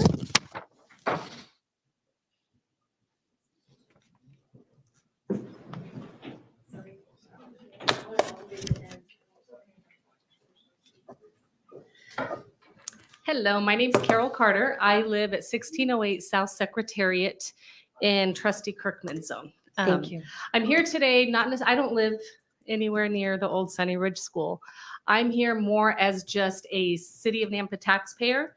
I have some concerns with the transparency in budgeting that we did for all of Nampa School District's budgets on all the busing. Is it going to be Nampa School District that does all of their busing, or is it going to be First Student that does the busing? I do believe that I understood from Mr. Kirkman that Sunny Ridge isn't necessarily the projected site to put all of those buses. I'm thankful for everybody here that they don't have to live with that. There is a lot that goes on with busing. I know because I do a lot of work with them. One of the things that I am concerned with is, where are we going to put the buses? You know, we're not being very transparent with everybody when we tell them, hey, you know, we're going to go ahead, take on the busing contract. We'll go ahead and allow First Student utilize their buses. We'll hire a whole bunch of school bus drivers, and we're going to go ahead and make this work. I can tell you from experience, it takes a lot more than just literally 2 months to get busing going. I know a lot of people may be thinking that I'm doing this as a conflict of interest. That's not the case. I truly am a taxpayer here in Nampa, and I want to know where the projected site is. What is the projection on what this is going to cost us? Are you going to be forthcoming with that, or is this going to be another bond that we're going to be surprised with and hear the tear-jerking stories of, we need to do this for the kids? I am all about the kids. I have children that went to Nampa School District. I went to Nampa School District, and I now have grandchildren that attend Nampa School District. And I really just want to have some transparency. I want to know, how much is this bond? Because I can't imagine it's going to be anything else. Where are we going to put these buses? Are they going to be put in a location that is safe to be able to pull in and out of? Are we going to go to a residential zone? Are we going to utilize property that Nampa School District already owns and turn it into a bus yard, which I'm sure you've done some homework, comes with a lot of infrastructure. It's not just getting a dirt parking lot and throwing 125 buses out there. There's a lot of things to be considered. Nampa School District went through a lot of changes in just a short period of time. And now everybody's wondering, are my kids going to even have busing at the beginning of the year? So I'm running down to 24 seconds. I'm going to go ahead and stop there. But I would like to have, the answers on the projected bonds because I know that's what's coming at us. So, Mrs. Carol, can I have you, did you list out your questions by chance at all? If you did, can I have you let our clerk copy those questions? Can I email you guys? That I would be didn't do great. it. Okay. Please. All right. Just Do you so want that me we to have those- email the board in general, or do you want me to go ahead You can and? literally email us all, All? or even Okay. just getting those questions to us so that we can get like direct answers. Those were very direct questions. So that's why I just want the list of questions, if you don't mind. Perfect. Thank you. Now I am looking for Lawrence Natu. I've been there for 33 years. My name is Lawrence Nietzsche. I did not know I signed up for that, but it's okay. My concern is safety. I take a route to go to Highway 45 and I wait 50 cars before I can turn right, not even left, to go towards town. Wait until you see 4, 5, 6 buses waiting for that. We don't have sidewalks. Our kids run next to the road. Fletcher has a tiny sidewalk. People go their dogs, kids on bikes next to the road. When I drive, like I said, 33 years, when I drive, I completely go on the other lane because we're respectful to each other. We know the area very well. Safety is the number one concern, should be to everyone's here. Safety. I don't care about pollution. I don't care about what. Safety. I don't want to see a kid hit. You know how many accidents were on the Locust Lane and 12th Avenue or Highway 45? I see accidents roll over. I saw a couple times since I've been there. Because people in these days are very impatient. We don't have patience anymore. So safety should be number one reason not to do it there. Amen to that. Thank you. And our last speaker tonight is Scott Gardner. Great. And do I have anybody that we missed or that I didn't call? No? Okay, then you will be our last speaker. Scott Gardner. I live right behind the school. My backyard, my porch, I look right out there. Grateful for your service. I know that you're in a difficult situation, but I think we've talked a lot about our concerns with the area, our community, our livelihood, the way we live, our way of life. But the biggest thing I think we need to address, and I think get fixed, is the transparency. When we talk to the people around us, there's not a good feeling in our community with the transparency. We elect you to represent us, but the majority of the people are not happy with the way they're getting information. I'm talking about Sunny Ridge, as far as we've talked about different situations where we've been basically blindsided, where your decisions have already been made before we've even had a chance to talk about them. And that's disappointing because with us, we are electing you to represent us. You don't work for the school board. You work for us, right? We elect you to help our school and our community be safe, to provide education for our kids, and to have a learning atmosphere, because our kids, our school should be an atmosphere of a community. If our kids feel like our schools are community, if they feel they're loved, if they feel like they're getting supported, then our schools will be more successful. You talk to our community, maybe not our community, but the area, Nampa is looked down upon. Our school district is looked down upon. You don't want to live in Nampa because they have a bad school system. They're financially in the negative. So the whole community, or Treasure Valley, we're looked down upon as one of the least desirable spots for education. And with living here over 21 years, that hurts me to see that. Because we have a great community, but with the perception and the way that things are being run, that's perception. I'm telling you the perception the communities has. I want you to know, and I think it's going to take a while to get that changed, and transparency is the only way that that's going to occur. Thank you. Thank you so much. All right, guys. So as we move forward, I just want you guys to understand what happens next. From here, we go into approving our agenda today, and we will rediscuss busing. Sorry, I just need to see it. 7B. Is it 7B? Thank you.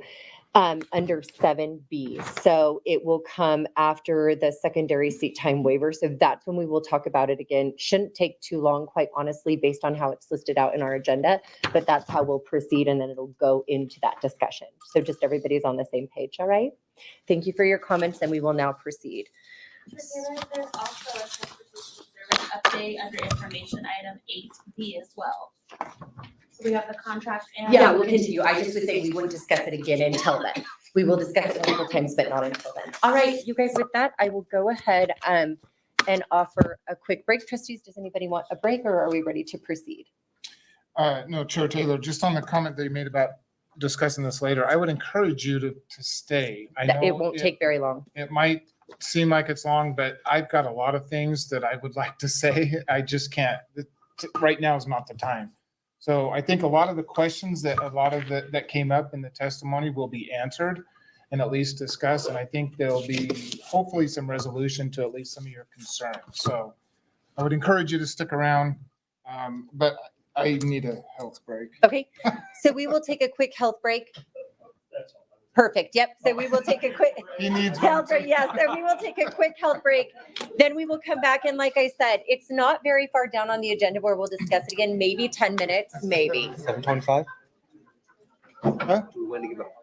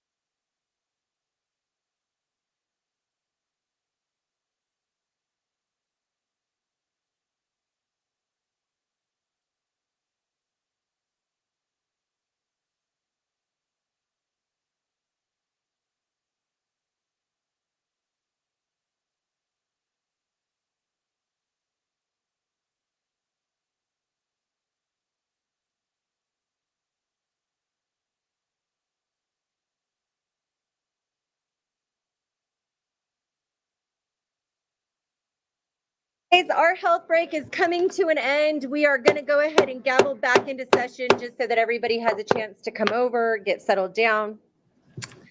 And with that, we will move directly into 6, and I will entertain a motion to approve the consent agenda.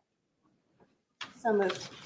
Motion has been made, and do I have a second? Second. Okay, motion has been made and seconded. All in favor? Aye. Perfect motion. Any opposed? Motion passes. We will now move on to 7 action items. And Taylor, before starting that, did you want to discuss? I think we would like to discuss the option of possibly just starting with B and foregoing A due to some time constraints. Oh, No. Not foregoing, but swapping. Sorry. okay, and then did you also want to consider moving the information item, transportation service update as requested by Mr. Yarborough? I will leave, I can't make the motion, so I will Are you leave wanting that to, It's more, Okay. so what you'll do is you need to make a motion to move, to reorder the action items, to move. Where are you placing Okay, this one? Yeah. Taylor, hold on just a Yeah. second. In the action items, number 7, there's A, B, C, D, E, F. Mhm. I don't think in those specific action items, we need a motion to reorder those. It's just an action item. Those are action items that's already been But noticed. it's the order that you approved It's- it. Yeah, but we can, I think the chair can just move that up to A. Sure. And we do that first. I think if we move something out of number 8 into number 7 and move 8 before 7. Then it I would be think the bigger we need a change. motion. Well, we are restructuring the. But this is agenda just that was approved. I think it's just an administrative move to put transportation services contract first. Or we can approve, we can motion to restructure the approved agenda. yeah, we could easily do that motion, guys. Or not, The just cover have needs her to move it. restructure. We can just state that she restructured it if that's. Yeah, just move the B if that's just an administrative, a chair decision. Okay, We're not changing. if we are confident in that, Clerk Lamont. I think I'm fine with that. Okay. But I think there's too many conversations happening that I think I am not aware. So of. just the administrative change. Yeah. Okay, got it. I thought they were moving information items up. Okay, with that, so trustees, are we all good with starting with B in that Yeah. action item? All right, so full transparency, I am a hard out tonight at 8. That has never happened for me. I cannot switch that. I will be remote for the first time ever, and I've actually never had so many constituents in a board meeting. So I'm actually a little bit sad about that. So we're going to move that up so I can start with the discussion. And like I said, I will be on the phone once I go and virtual as long as I can. Okay. So with that, Dr. Russell, we will start with B, the transportation services contract. All right, Chair Taylor, trustees, appreciate the public comments, appreciate us being able to move up the transportation and talk through the transportation contract. Before I move into discussing the transportation contract, and I'll have Mr. Stauffer share that, just wanted to be able to kind of address and maybe talk through the overall situation that kind of led to this, because I heard many of the concerns and appreciate the folks coming tonight and sharing those. To set the context with this started at the 2023 state legislature, where we learned that there was a couple of things that were taking place at schools. The first one had to do with an ADA enrollment switch, which was going to be a $5 million loss for the district. At that time, we also knew that our federal stimulus dollars from the COVID was going to be going away as well. And then we knew that we had continued enrollment drops for 10 years in the school district. So starting in the spring of 23, the district began to monitor those, realizing that it was going to be very difficult for us to be able to balance our budget if we continued to see losses around some of the decisions the state made, losses with our enrollment, and then with our COVID ESSER dollars going away.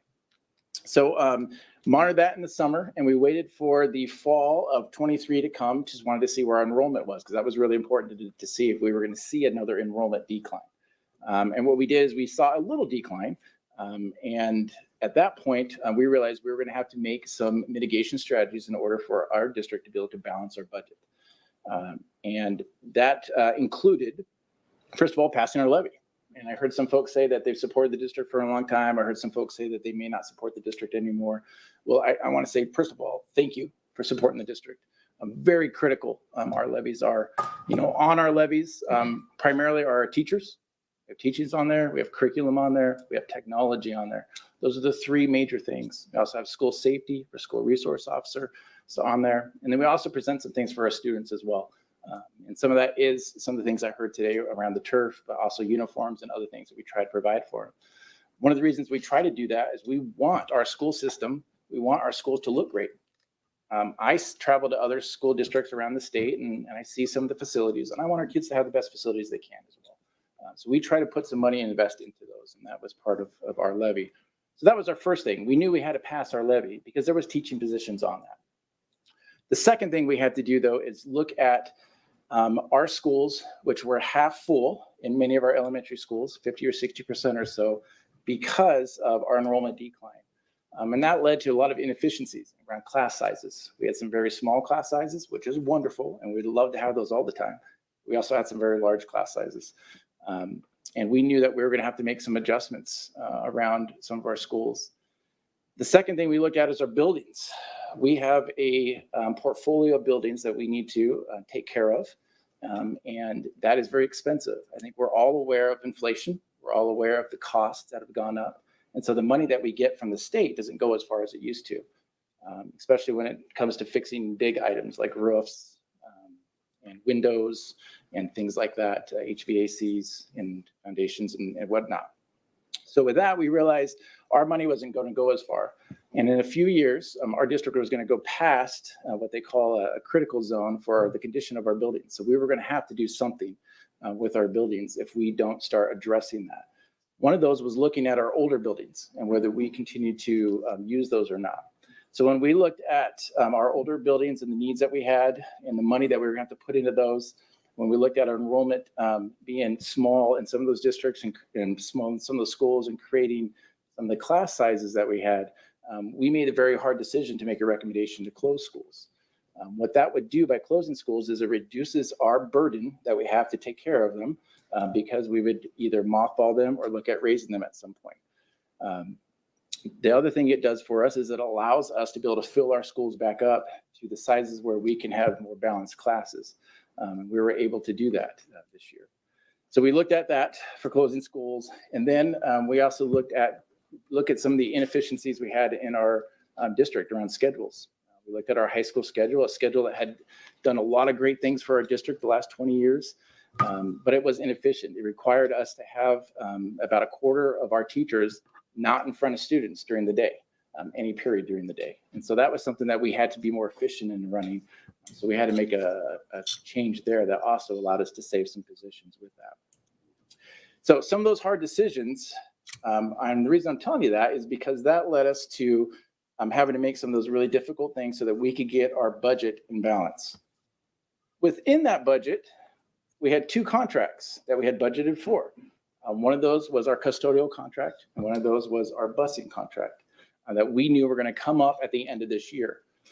We began to negotiate with both our custodial company and our bus company, and we had a budget amount set for those. When we began to work with our custodial company, we were able to do negotiations and we were able to come within budget on that. When we began to negotiate the Brown bus, and we've shared this in several meetings before, our initial conversation with the Brown bus was that they were going to look at raising our rates anywhere from 10 to 14%, which was a large amount. Now, what I shared with Brown bus is we had just made all these mitigation strategies because we were losing money from the state. We were losing money with our federal government going away, and we were losing money from our students, drops in that. And we were going to have to make some really hard changes, some of the hardest changes we've had to make in the last 20 years.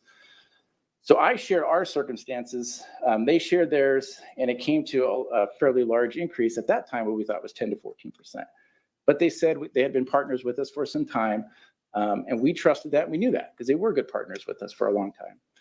So we assumed that that would come back with a proposal of around 10 to 14% in that range, and that we would try to then work with the company to try to reduce that so that we could get within our budget. Our budget's $8 million. We waited, got our contract, look at Mr. Stauffer, was sometime in April when they gave our first proposal, and it was a 24% increase. That was a $1.7 million above our budget. So we were at $8 million for our budget. We would have had to pay $9.7 per year to be able to fit that contract. That would have meant more cuts to the schools. Did not feel like we could do more cuts to the schools at that point. We had already done a lot of the changes and a lot of the cuts that we really could to be able to get ourselves within budget. So that was a major concern. Shared that with the bus company. Said, we can't afford this. We need to be able to do something else. The response at that point was, well, you could either take a smaller amount this year and have like a 30% increase the next couple of years in the contract, or you can look at changing services and cutting routes and other things. None of those felt palatable for me. Felt like we really needed to make a really hard decision and think about what would it look like if we went out to bid. So we began to contact other school districts and we asked them, what have you done when you went out to bid? And they gave us some examples of things they did.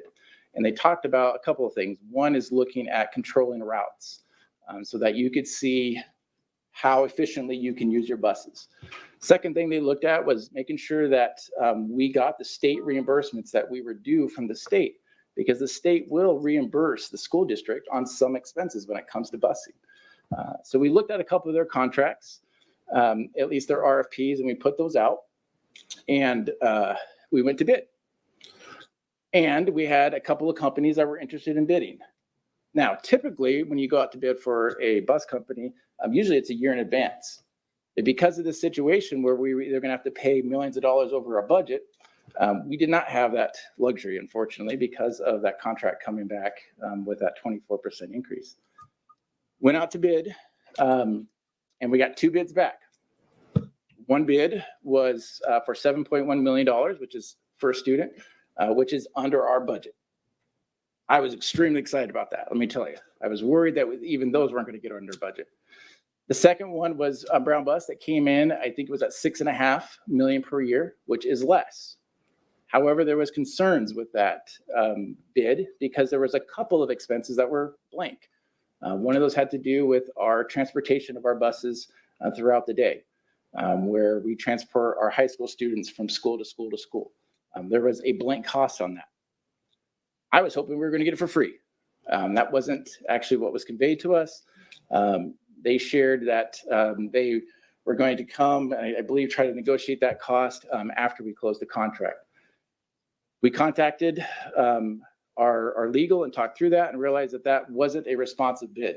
So that was something that we couldn't accept legally because that was one of the expenses that wasn't put in the contract. And because the fixed cost, which is another thing that we asked, and fixed cost is how we get reimbursement from the state, that also wasn't as clear as the other contract. So with that, we made a hard decision. The school board made a hard decision around having to take first student as the bus company. So that kind of sets the context with that. Now, again, that is within our budget. Our budget's $8 million, so we're under budget with that. So hopefully that kind of helps clarify a little bit about the situation. And I kind of would like to go to the transparency comments that I heard a little bit and see if I can kind of address those. If you don't, I will. So with transparency, we knew that we were going to have a place to be able to park the buses. That is something that we put in the contract.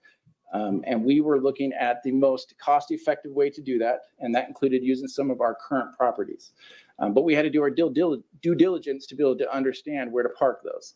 And that includes finding out about permits, finding out about working with fire and local agencies, about all of what that would entail. And that does take some time. And we were in that process.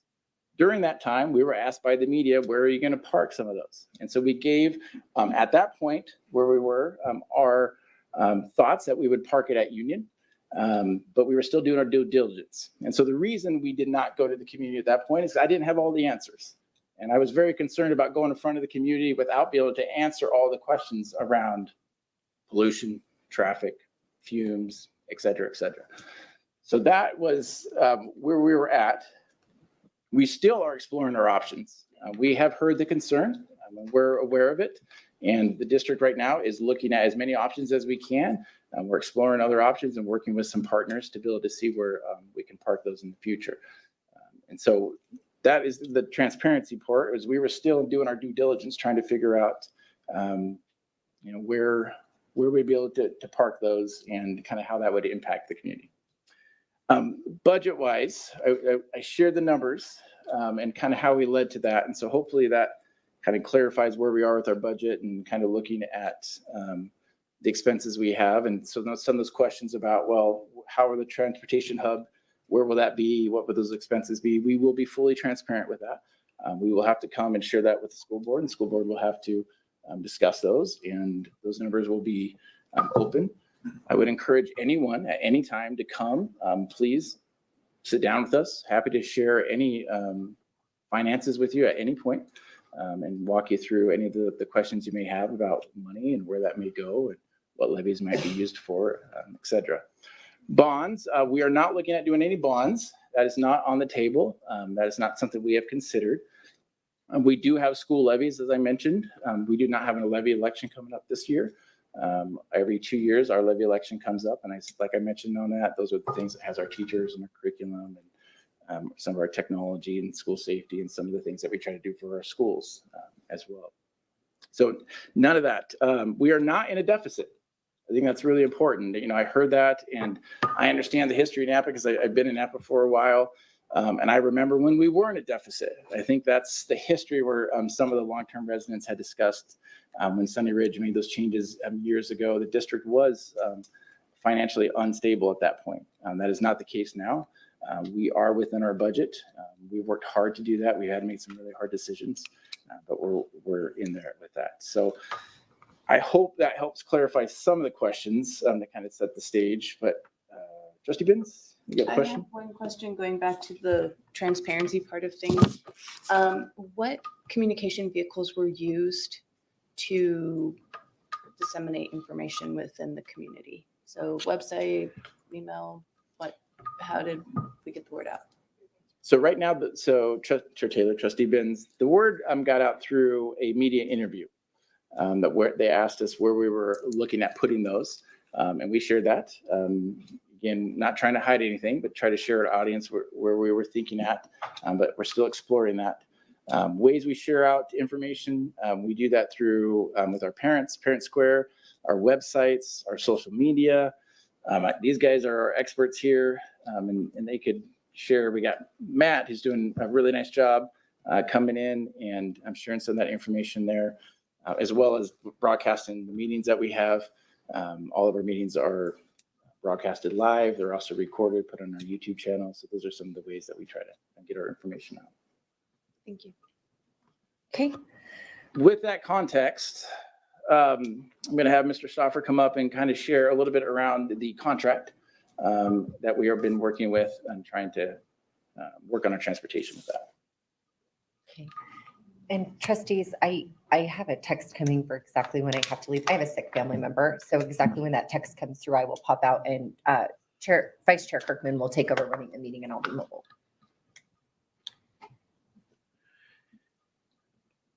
Chair Taylor, Board of Trustees. Again, my intent here is to go over the contract that we have in front of you that we've been negotiating with for students.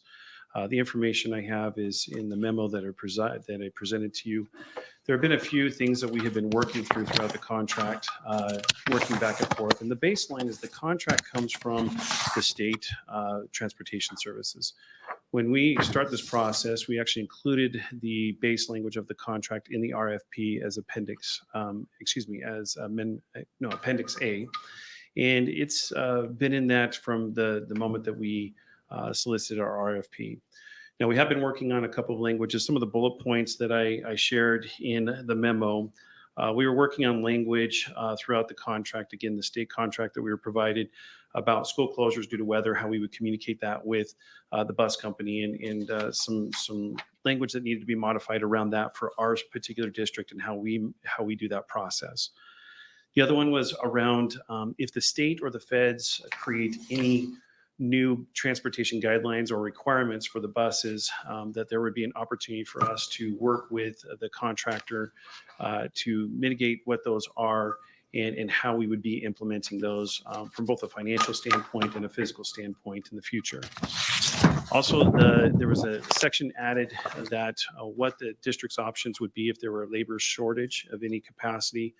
There's provided some options in there of how we could work and negotiate how to navigate any potential labor shortages or driver shortages. Other common things that were put in there were some dispute language resolution language that we needed to have in there to help again the process if there was any disagreement on the interpretation of the contract, how we would go through that, what the mitigating strategies that we would use.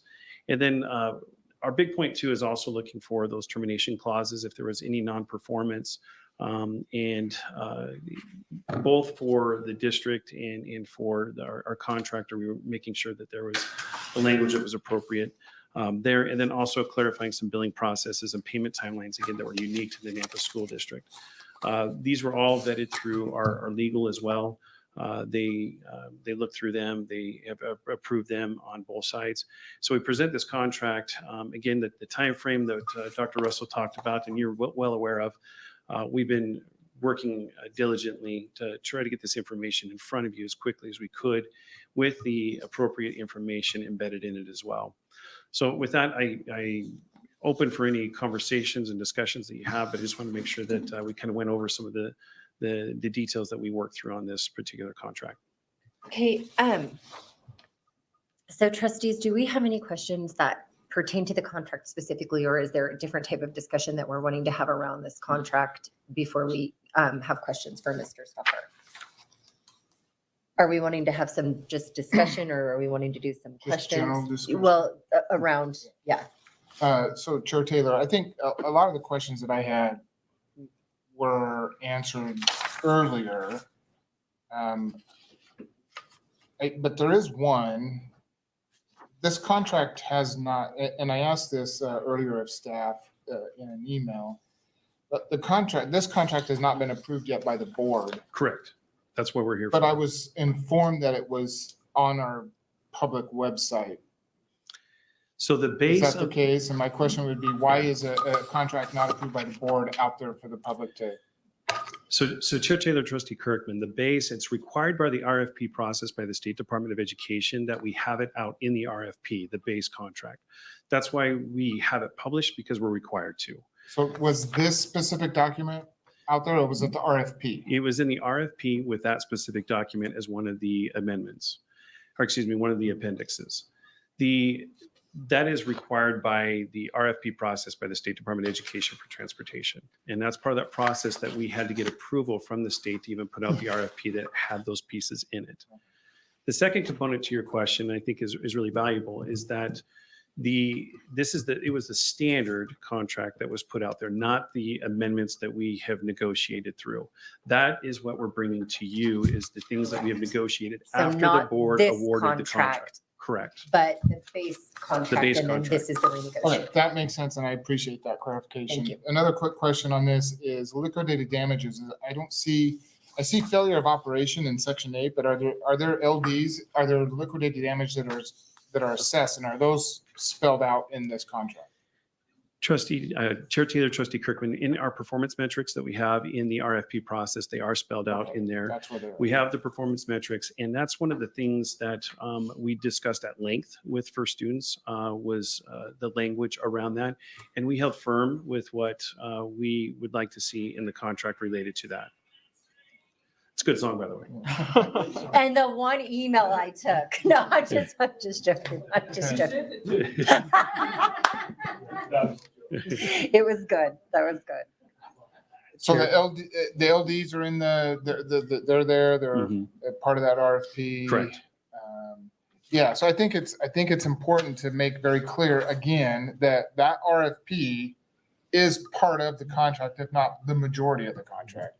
And then this just is more of the standard language, contract language, what the state requires, so on and so forth in this. Thank Chair you. Taylor, Trustee Kirkman, that's correct. That's the way that they are designed, is for the state transportation side, which is a little bit different than some of our other contracts. There are more guidelines and specific guidelines by both the State Department, Transportation Department, and Idaho Code in relationship to transportation contracts. They're a little bit different than the rest. How many days they have to be left open, Right. the process, they're all spelled out, where the rest of our RFPs are gathered in the same bunch. Transportation is in its own. And on along the line of transparency, I think it's also important to note that those who are interested in reading about 10,000 pages of contract and RFP, Yep. They're out there. You can go to the website. They've been on the website since July 11th or June 11th, I June think, 11th. yeah. June 11th. You can see the whole RFP. You can see the response. You can see the amounts in there. You can see the contract language in there. It's all there and it's been there. So I think for discussion and transparency, you're more than welcome to have that. So thank you for your response. So one of the things that was really attractive to me as a parent is being able to track your kids in real time, know what buses they're on. I know I've waited in front of the rec center for 15, 20 minutes because the bus is late. I have no way of contacting it. Is there a provision in the general agreement or this provision that says, hey, you got to keep this technology up and running? Or Chair Taylor, Trustee Sue, one of the components that we took upon us as a responsibility of the district was that technology piece. Our previous experiences, much like what you have just shared as a parent, it's been a little bit fragmented and we wanted to improve that. And that was one of the things that as a district, we suggested that we would work on that piece. And so our new software that we do have has parent apps that will come into place that will have real-time geo-tracking of the buses. So you'll be able to know as a parent when your kid gets on the bus and also when they arrive at the destination, how far they are away from the destination or the bus stop. So that is forthcoming. That is part of this process. We'll be unpackaging throughout this year. We do have some timelines that we're working on.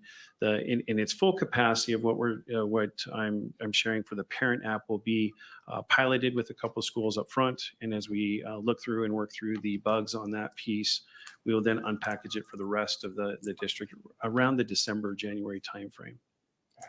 So Chair Taylor, sorry, just to be clear on that though, we're not putting trackers on the kids. No, It's no. the bus. Yeah. It's the vehicle that is being tracked, not the kids or the students. Chair Taylor, Trustee Kirkman, no, we're not microchipping anybody right. at this point in time. Your kids' cell phones do that for you. But the reality is that this is an app that's tracking the buses. When we will have some software that will notify that your student has checked onto the bus as well. Okay. So there will be some checkpoints, but it is not related to the child. It's related to the bus. Okay, are we good if I go? Or do you guys have some quick questions? No, I just want to. I just have a few comments that I want to make, but I'm good with, are you good with that? Yeah, I was just going to reiterate where all the information can be found. Oh, perfect. So I'm not even do that. I'm just gonna talk to you guys because I never have a room full of this many people I represent. So I'm actually very excited. So there's just a few things that I want to address. I'm not going to have very many questions on the contract, actually none at all, because I've gone over it a few times. The brown bus thing. For years, we have been paying some of the largest amounts for busing the Nampa School District has than any other district in the state of Idaho. That's factual. It can be found in multiple meetings that we had. This board did not desire to replace brown bus. Like we didn't have a meeting and be like, hey, we would love to replace brown bus.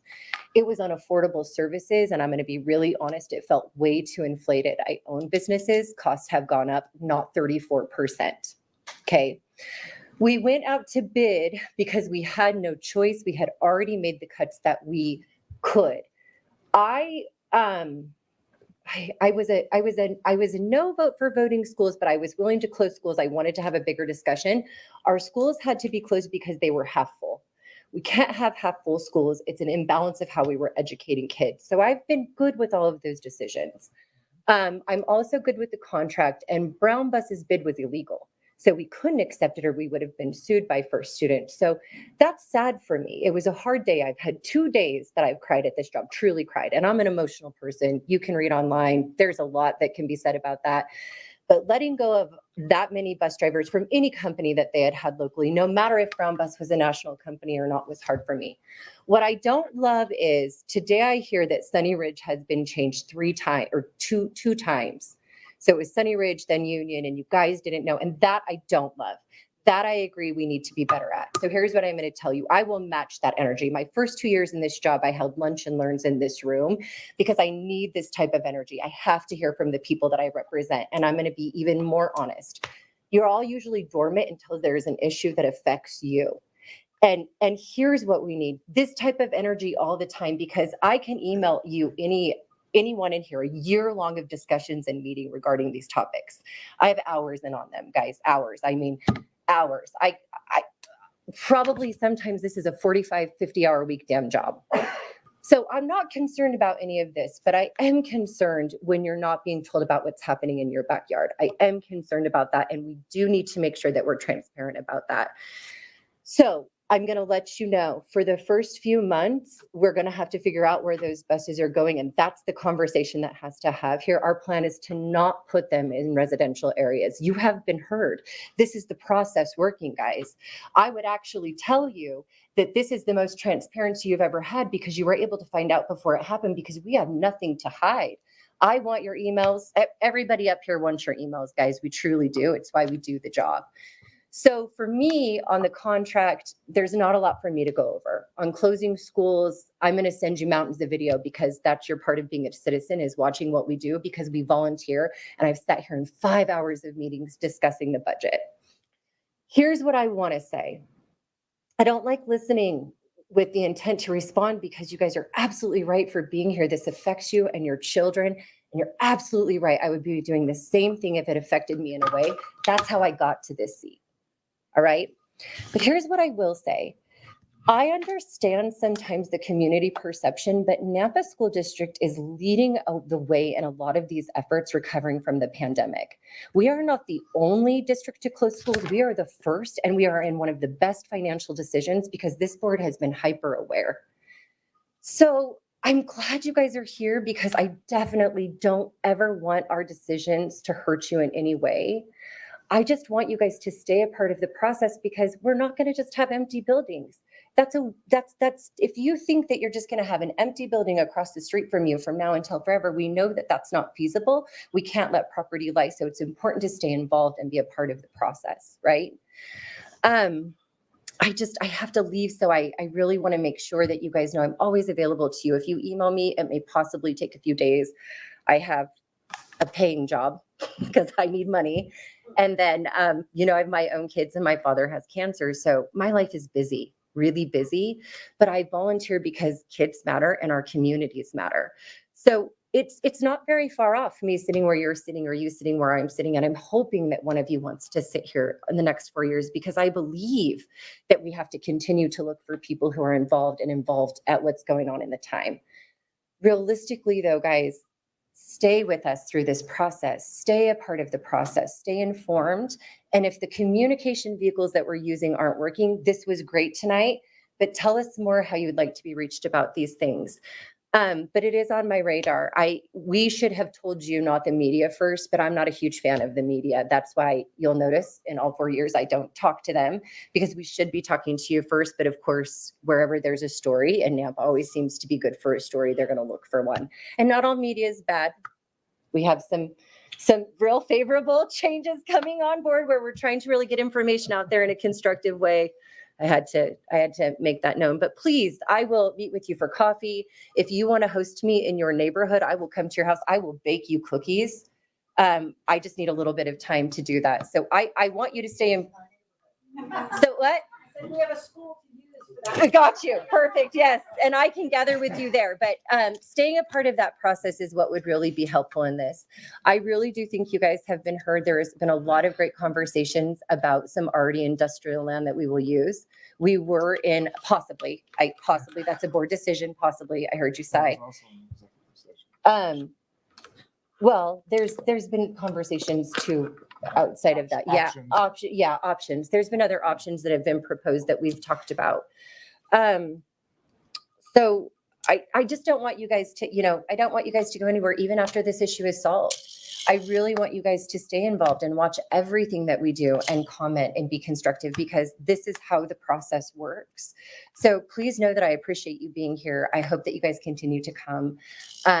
Please email me if you have interest in having me truly come and hear what you guys have to say. And I really applaud you guys pulling together as a community. I think that that's what life is about. That's my time. I don't have to leave just yet. I did not intend to get on a soapbox. I just will not be able to address you guys once I leave. Thank you. And thank you. No, totally get it. And so just to reiterate and to jump off of that communication. So that was one of the things that I was passionate about when I first got on the board. I just was elected in the fall. I started in January. So this is new to me. But one of the things that I felt very strongly about was that communication piece, because as a parent, I didn't know when things were happening. I didn't know when the board meetings were. And there were some changes that were implemented after the beginning of the year that have really helped. At least as a parent, I'm getting the notifications, hey, there's a board meeting coming up. Hey, there's this coming up, and there's this coming up. And so I know that we do have some communication vehicles that are working, but like Chair Taylor was saying, we need to know what communication vehicles work for you so that we can add that to our repertoire. Currently, here are the ways that you can find out when board meetings are occurring and what has occurred at the board meetings and what the decisions were that came out of it, what the upshots were. So those of you who are parents in the Nampa School District, if you have not yet activated your Parent Square account, that is my lifeblood. That's how my child's teacher communicates with me, my child's school communicates with me, and this is also now how I know when the board meetings are coming up as a parent. There is the Nampa School District Facebook page that is also now has the links that are live streaming in there that you can find out information through that. The website has the information, the calendar, there are links now within the board docs application to the live streaming, which was also something that was new this year after the beginning of January, because I had trouble finding those YouTube links to watch the live streams as a parent.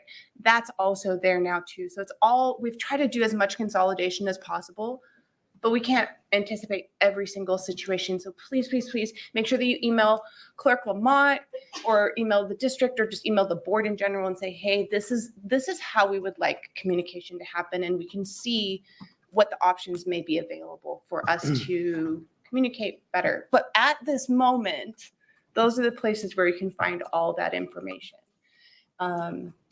including the hours upon hours upon hours of discussions that led up to this point. So, Sure, Taylor. On that note also, kind of on the flip side, this is one of the most frustrating things that I've experienced as a trustee on this board, and that is transparency. And it's not that we're not being transparent, it's that we are bound by state statute to not be able, there's things that we can't discuss. We have to go into executive session and we discuss things around legal issues and all, and they're specified in the agenda. And so a lot of times when I get questions about specific issues that we have discussed in the executive session, I can't talk about them. I can't even talk about them with other trustees outside of executive session. And that's governed by state statute, open public meeting law. So I think it's important to have this conversation again, because I totally get your frustration about transparency. I have it too. I have it when I can't respond to an email from someone in my zone who has asked a question. I'm like, I can't talk about this in an email because this is an item that is going to be on the board agenda for discussion. So discussing that even through email is a violation of open public meeting. So I get it. I get the frustration, and that's why I'm sitting in the seat too, is there was a lot of things that I didn't know as a parent that I was frustrated with. I was like, well, quit complaining about it, Jeff, and get busy. So again, I just wanted to reiterate when it comes to, personnel issues and student issues and contract and legal and things like that, all of those things have to be discussed in executive session. So just wanted to throw that out there because I feel your frustration when it comes to what seems like not being transparent. It's not because we don't want to, it's because our hands are legally tied sometimes in those things. But everything else, we're an open book. And Chair Taylor, I think I want to reiterate something you said. I won't be able to say this eloquently, but we are part of your community. We are citizens, we are taxpayers. Our children have gone to Nampa schools. Our children do go to Nampa schools. This closure and redistricting directly affected two of my children. They will be going to different schools this next year. So the conversation is not lost on us. The conversation, we're not deaf to this, to the concerns of the community. We are listening and we are trying to do our best to help make sure that our children have the best education possible. Okay,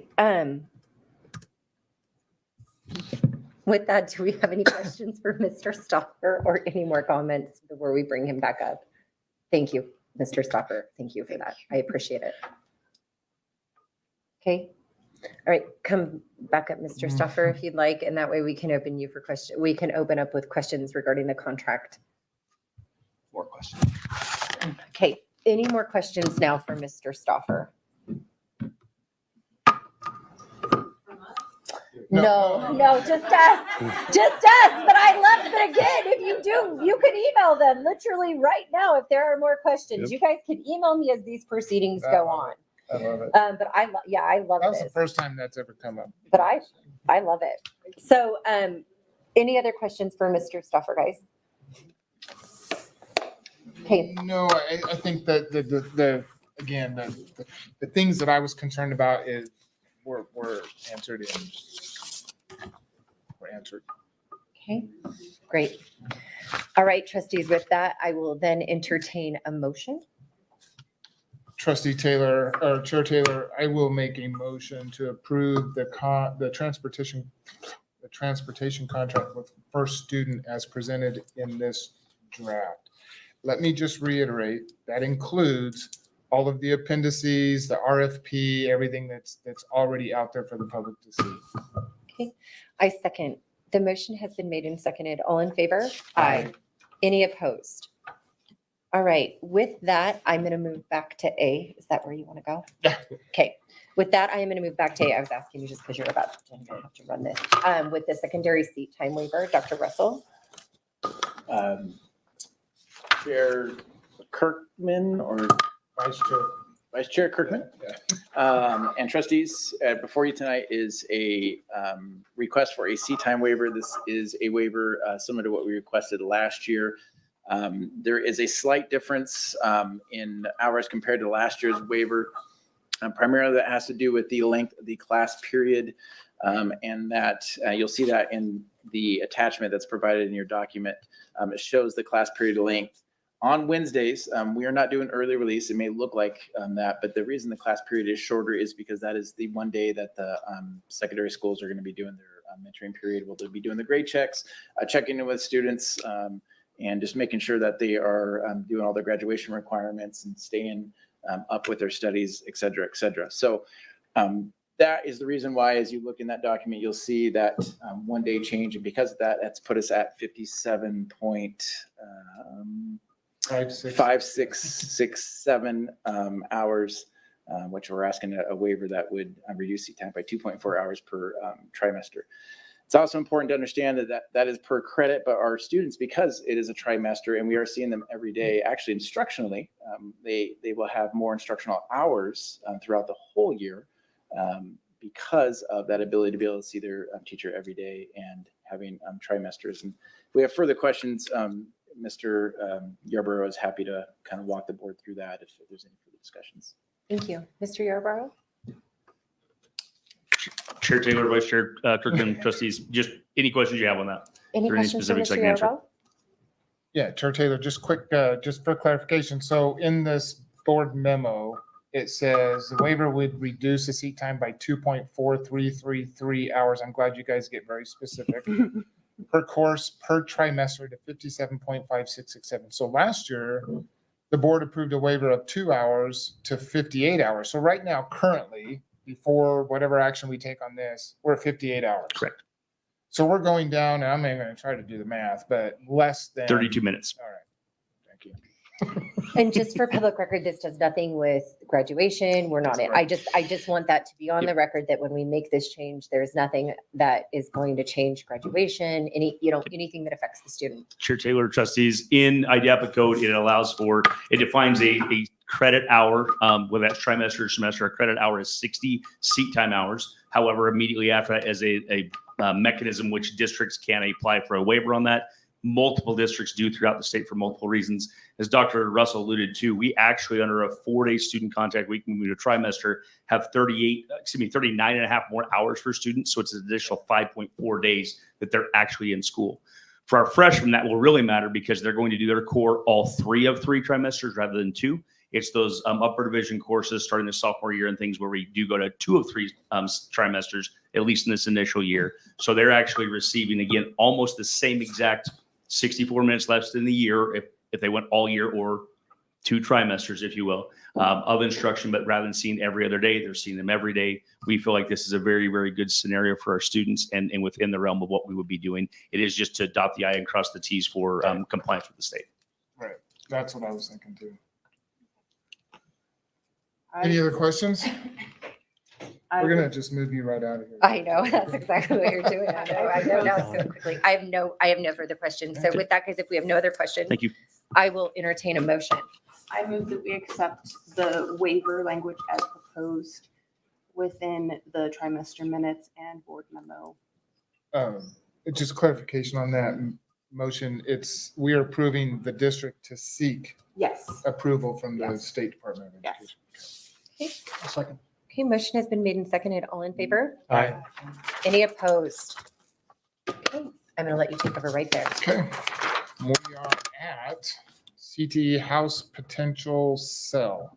Dr. Russell. Vice Chair Kirkman, trustees, Mr. Stoffer will come up and share some information around our CTE house sale. As Vice Chair Trustee Kirkman alluded to, there are certain laws and requirements that we have to do around numerous things, including the salvage of property. And this was one property that we had completed. We had to go to a sealed bid process per law, and had to see if there was any sealed bids in that. And there was not a sealed bid that was presented within the time frame that we had to do that. And so today, what we are looking forward is asking about having the board approve the district administration to go into negotiations to sell this on the open market. The reason why that's important is because when you go to the open market, many of the offers that come in on houses have a 48-hour timeframe.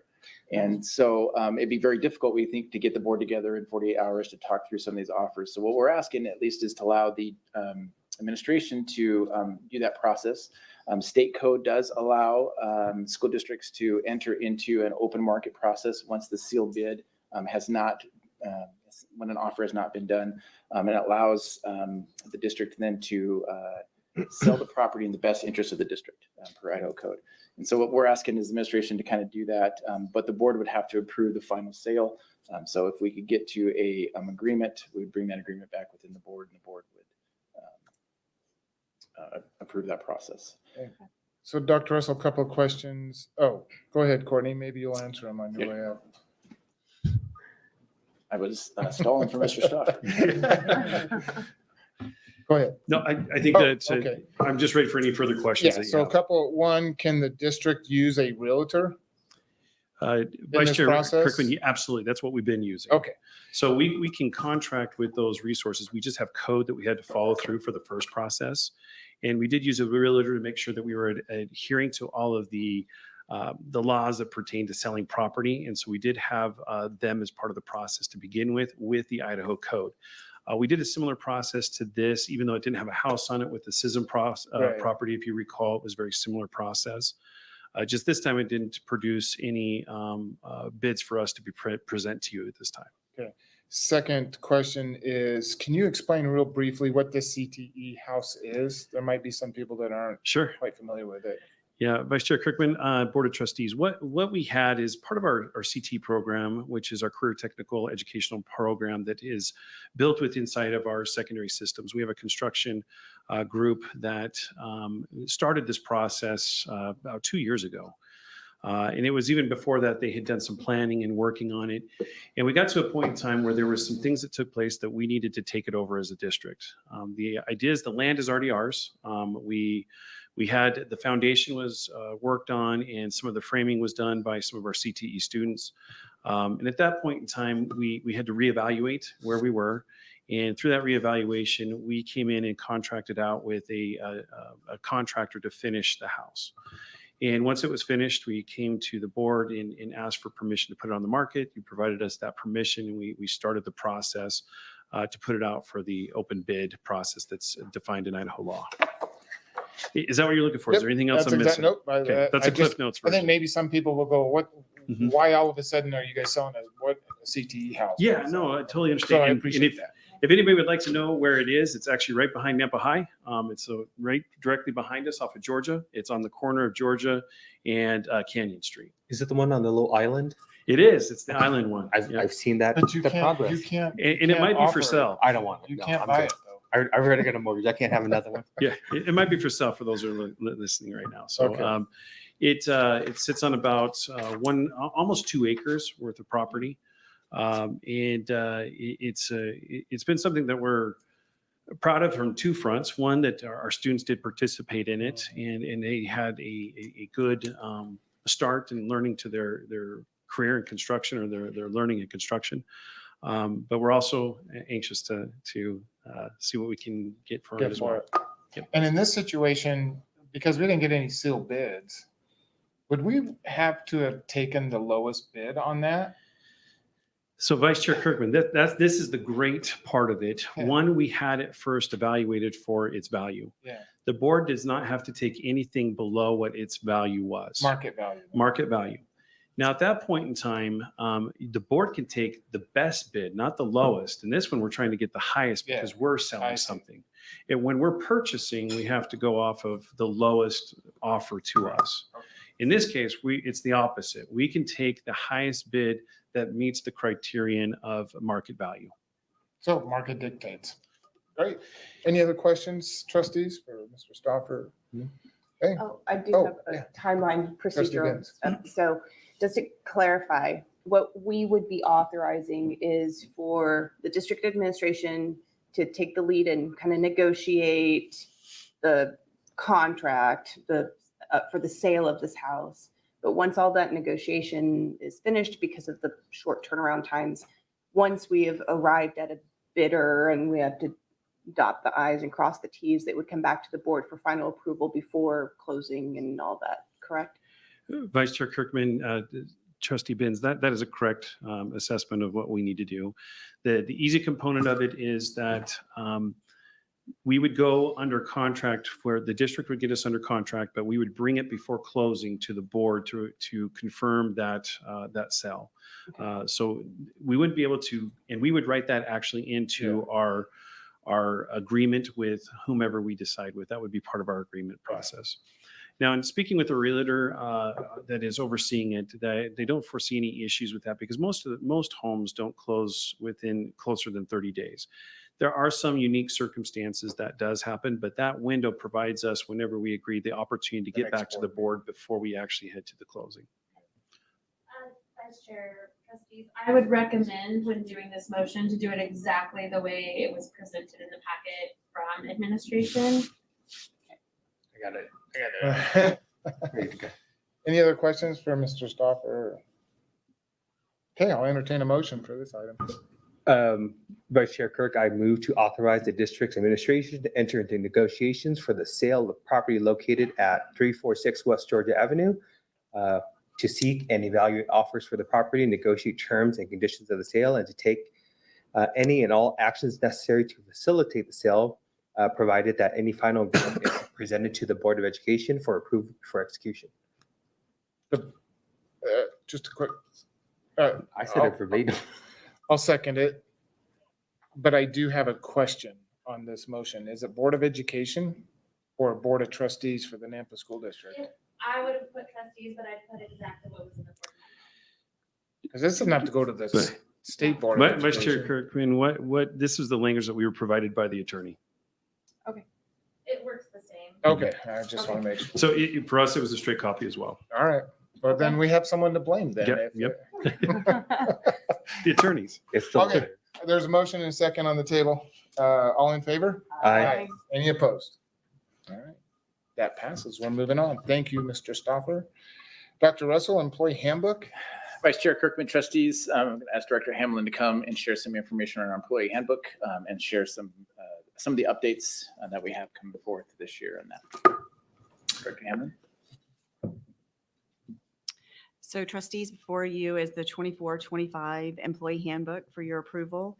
Mainly the primary changes are the conversion of employee leave and other time off benefits from days to hours. And the reason for that is the change in the days. Not every day is the same hour. And so not all work days are the same, and converting the leave from days to hours ensures that leave time accurately reflects the actual hours worked for employees and providing a fair system for all employees. That's it? That's pretty much it. Yeah, there's a few other like grammars that I Oh, okay. caught, but other than that, that's the main changes. Yes. All right.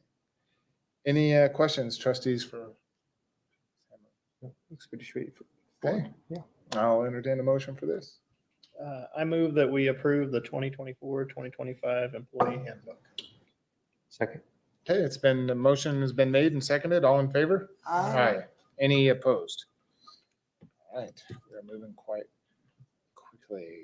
Dr. Russell, second reading of policy 5480, stipend. Vice Chair Kirkman, trustees, before you tonight is the second reading of policy 5480.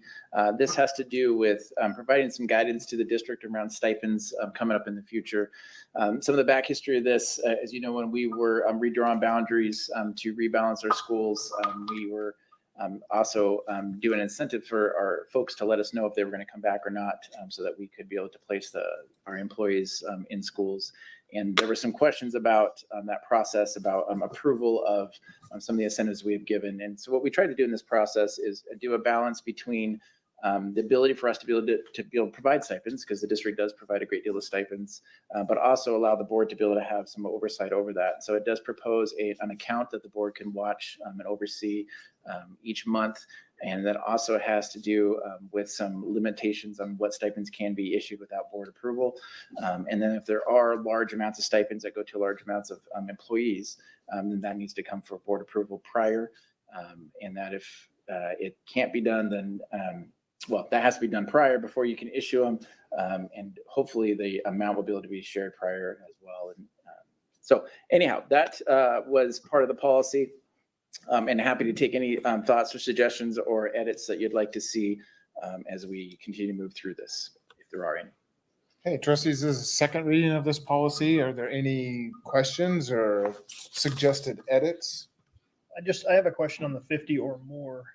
With the end of last school year's stipends that were handed out to the teachers that wouldn't be returning, was there more than 50? Like, would we have been notified of that, or would that have been? Vice Chair Kirkman, Trustee Jennings, there were not, I think there were 41 that were handed out. I'm looking at Director Hamlin.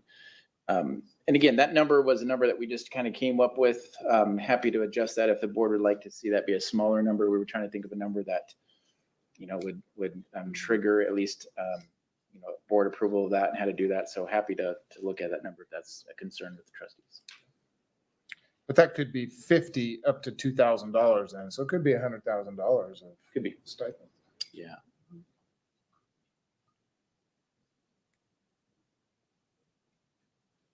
Are there any like kind of, I don't want to say the word routine, but are there routine stipends to where you have mass in any given year given out? That we would our approval would actually slow the process up of approving these stuff. Vice Chair Kirkman, Trustee Jennings, great question. Typically, no. We rarely give out mass stipends. The only time again, been in the district 20 plus years, the only time I know that occurred was during COVID. And I'm looking to see if any of my other folks have been around so that was the only time. So that was surprising to us. Thankfully, COVID's over and ESSER dollars are gone.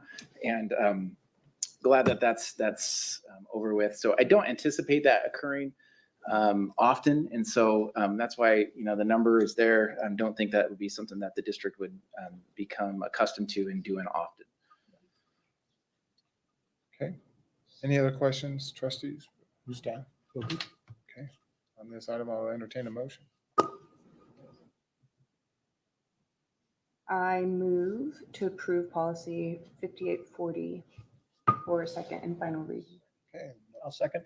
There's been a motion and a second to approve policy 5840 for second and final read. All in favor? Aye. Any not in favor? Okay. All right, that motion passes. Can you shut that? All right. Next item is policy 2510, selection of library materials. Dr. Russell. Vice Chair Kirkman, trustees, before you see a first read of a policy. This policy stems from some of the action that took place at our state legislature this past year around House Bill 710, which is putting some new requirements around libraries within the state. That does include school libraries. And so this policy addresses several things. It addresses first of all, the delegation of selection of library materials and who can do that, where those come from, and how that's delegated within the schools. It defines what books are not allowed in schools. Again, that follows Idaho code, and what books cannot be in school libraries. And then part of the new bill of House Bill 710 defined what harmful materials are for minors. And those specific components of the law are put in this policy so that's very clear about what is considered harmful. And then this policy also discusses some of the challenges, because individuals who feel like there may be a concern around a book can challenge that. And we put that in this policy as well to share who's allowed to challenge the process. And we will need to discuss further about the procedures, what that process might look like. For Trustee Vice Chair Kirkman, we have discussed some of this several years ago. We will need to bring forth a kind of a procedure. Would like to see us do that maybe in August or September at some point, so we can talk through that procedure process of what the challenge might look like. In this policy, it states a challenge could come to the school principal, and they would put it in front of the school committee. And then from there, some decisions would be made about whether the book does or doesn't stay within the library. The last part before it moved to questions and that was the part that discusses the general process for reconsidering the library materials. So this has been shared with our legal. This also came from some recommendations from ISBA that they just talked about around guidance on that, but it is our district's policy, and we can look at making some adjustments as needed as the trustees would like to. Okay, trustees, questions? I have questions about ramifications of this policy. I understand where it's coming from and why, and I just need to completely understand the ramifications of the policy and the law, particularly when it regards, for example, AP biology class. I know that this is titled selection of library materials, but if I remember correctly, the discussion in the state legislature this year defined any bookshelves within the school as a library. Does this hamper in any way classes that may need a book that may contain? So for example, are you going to be able to find an A&P textbook that does not have Genitalia. Just say it. exactly anatomically correct images of the human body? I just need to understand this. Does that make sense? Yeah. Okay. Vice Chair Kirkman, Trustee Benz, very good question. A couple of things. One is we do have a curriculum adoption process that is done by state code. So any books that are coming in the future, there is a process that we need to follow that does include in community input, et cetera, et cetera. We also do have a curriculum challenge process that we're happy to kind of share and how that process may go through. So that is a separate process from this. Could someone ultimately do that? Yes, someone could challenge a book in there, and then we would have to follow this process, which I think the procedure is important for us to be able to bring forward and what that may look like. We have some of our curriculum folks here. They're happy to elaborate on it, but I think the crux of the question is, can someone do that? Absolutely. What we've tried to do is going back to transparency, because transparency, what's in our class. We have also stepped in some procedures so that we can inform our parents that they know what classes their students are taking. That is something that came from some of these conversations that we had about a year and a half ago or so, because this was a very big topic and a concern with our community several months ago. So happy to discuss more, and if the trustees would like us to see some thoughts or some processes around that, could actually have a work session around it. That's something that we think we need to discuss in further detail, so the district has guidance on it. But our intent with this policy was to address House Bill 710 that really focuses on school libraries. And I do think there might be some gray that can move over to some of the adopted curriculum, but that would be typically a different process. Okay, awesome. Thank you. Dr. Russell, in the state statute, there is no provisions made for challenging a book, right? right? That's left up to the individual schools, library districts. all that kind of stuff. Chair Vice Chair Kirkman, that is accurate from my understanding of the new Idaho code. Any other questions? You don't get to speak because where you work. I will tell you, I feel this law is poorly written. I do not agree with the government's desire to hamper my First Amendment rights, to dictate what I want my children to and not read, by edict from some other parent who doesn't feel the same way. I'm a conservative. I'm a Christian. I believe that if this were to pass, the Bible would also be banned. Well, it says It it, is. line 21. And It's in there. there's all kinds of unintended consequences in all of this. So I will be voting accordingly. Do we have a comparative religion or comparative philosophy class here in Nampa in any of our advanced courses? I don't.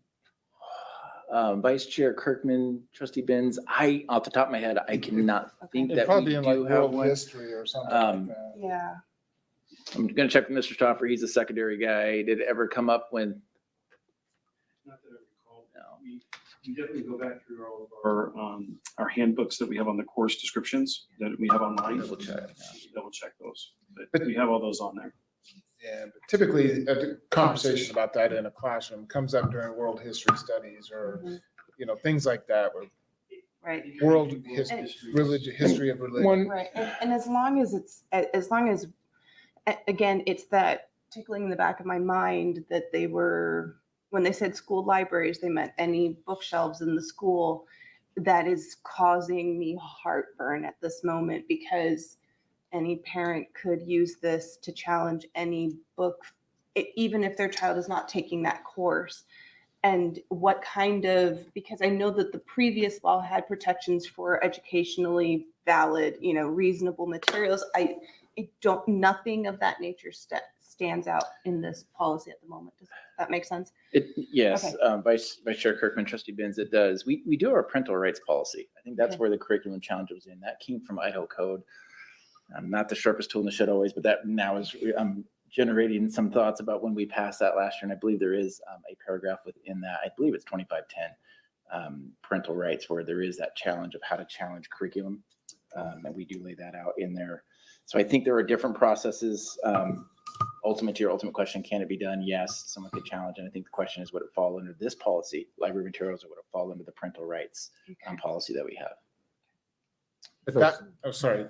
Go ahead, Trustee Sue. I just want to make sure I'm clear that I am not attacking the administration. Obviously, you're commenting or you're trying to weave and navigate the complexities of incompetent government. And it is not your fault, but so I just want to make sure I'm clear that I support the administration and your desire to fall within guidelines of a poorly written bill.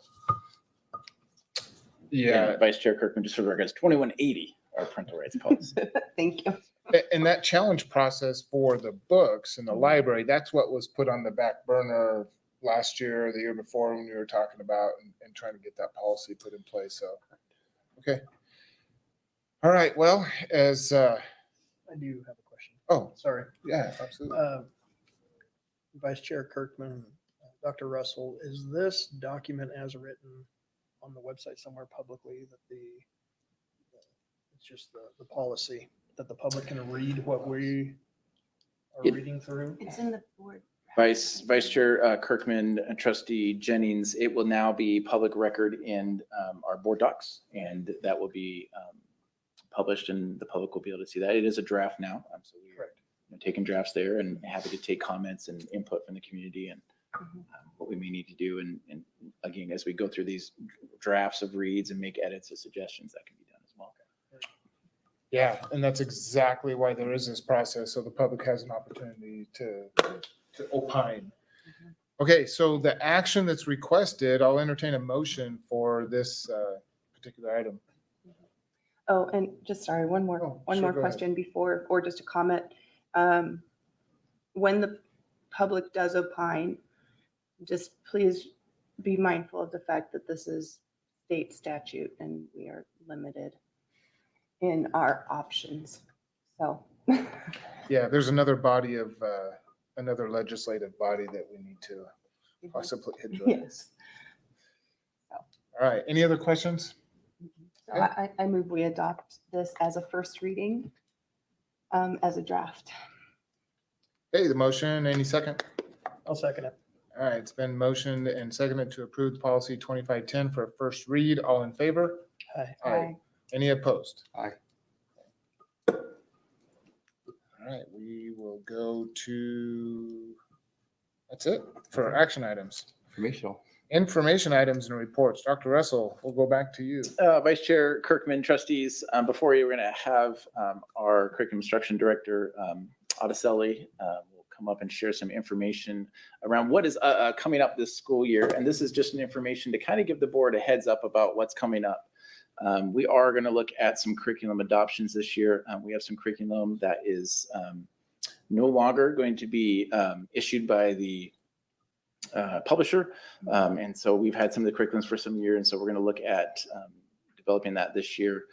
So Oticelli will come up and share what that timeline might look like. And at this point, be able to answer any questions. We will provide more information as we get further down to this, but wanted to give the board a heads up now and give the community a heads up because there is community input that is needed as we do curriculum adoptions.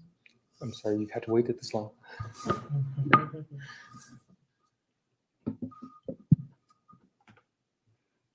Vice Chair Kirkman, trustees. My name is Oticelli. I'm the curriculum instruction director. I'm about to start my second year in the position. So I just came to give you some information on curriculum adoptions that we'll be going through in the next school year for the 25-26 school year. Currently, we have an ELA curriculum at the secondary level called Collections, and we will be able to purchase those materials or the online access after this school year. So we'll be looking to adopt that. That is currently we'll begin year 9 of implementation of that curriculum in the 24-25 school year. We'll be doing a second adoption that will take place. There might be some overlap, but I'll show you the timeline here in just a second. So the second one will be our elementary math curriculum. We currently have investigations, and that's about to start year 8 of implementation, and it will no longer be available to purchase after the 24-25 school year. So the next slide is the timeline. So next month, I'll come with some more detailed information. We'll go over the fact sheet and start the committee selection. That committee will get to work on vetting materials September through November, and then we hope to have a recommendation to you in December. In January, we'll order materials, and then we'll start to build out unit plans around those. It'll be novels in the spring of 2025 for implementation in the 25-26 school year. And then we'll also have an elementary math adoption. I'll present that fact sheet to you in September, and then we'll have committee selection begin in October. That committee will do its work November through January with a recommendation to you in February. We'll order materials April, May, and then begin implementation in the fall of 2025. Are there any questions? Thank you. Yeah, trustees, questions? Trustee Sue? Yeah, are these physical materials or are these digital? A lot of times it's both. So for collections, we order workbooks, and for investigations, we order workbooks, and then we also order online access. And so And that's what we Vice Chair currently have. Kirkman, Trustee Sue, part of that will depend on, I don't know if you're asking about currently what we have or what the future may be. That may be determined, that will have to be determined by the committee. And how much we'll have to bring that forward to the board. Mhm. Which was one of my questions. How often does math change that we need to update curriculum, especially in the elementary? Right. So what happens is that they develop new programs, and then they don't let you purchase it anymore. And so you lose access to what you have. Mhm. Yeah, education is so my other question, Jack, remind me, these committees, are they board committees or are these administrative committees? These are board committees, correct? Vice Chair Kirkman, I believe they are board committees. There is Idaho code underneath that has pretty specific requirements about what the committee makeup needs to be.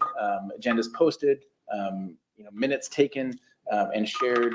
And again, talking about the transparency, that's something that the district's going to be sharing out with the community and be seeking that input from the community as we go through that. We'll have open houses for the community to come in and look at the finalists of the materials as we go through that. Those are typically things that we do to try to get that community input. Yeah, it's quite a process. You have a heavy lift. Mhm. Vice Chair Kirkman, I also just added in the minutes and also on a to-do list. It looked like on the timeline that the board will need to appoint committee members in August.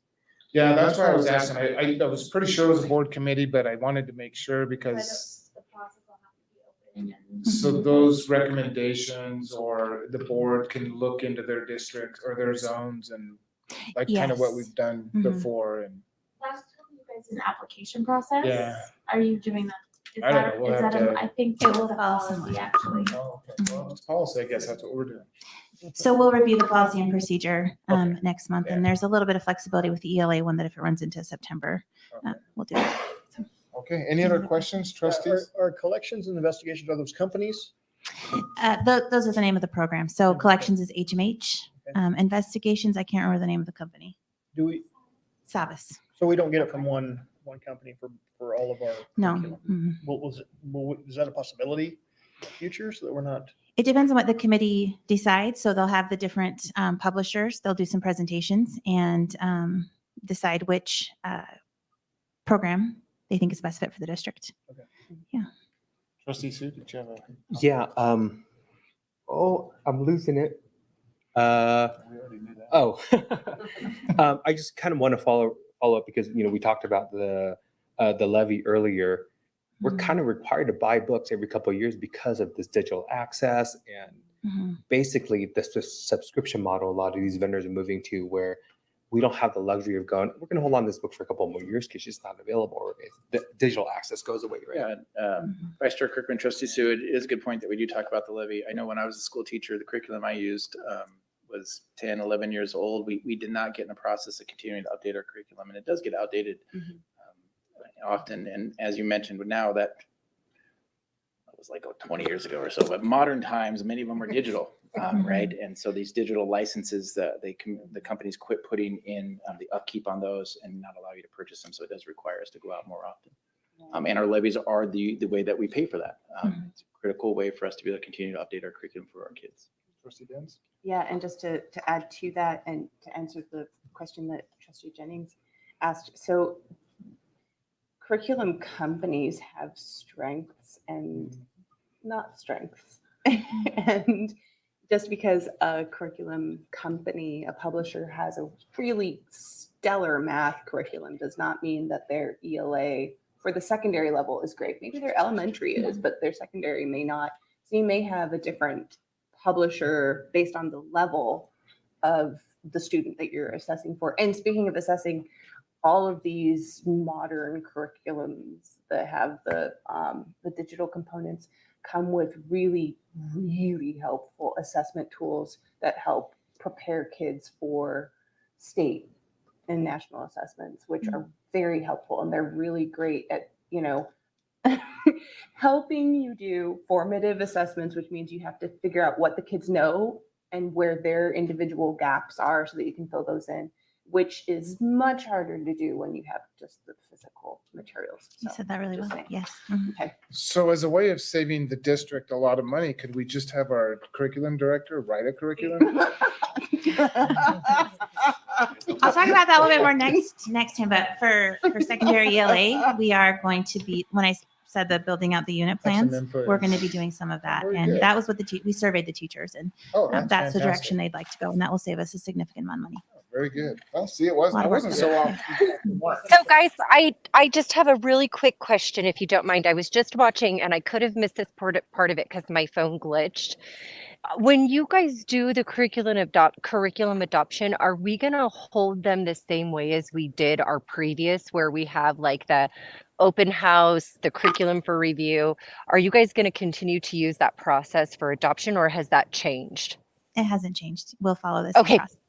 Perfect. That was my only question. Thank you so much. No, that was a good process. I enjoyed that. Yeah, Vice Chair Kirkman, Trustee Taylor, we'll share more of that coming next month in August about what that process is going to look like. But our intent is to continue having those open meetings and have that public input as much as possible.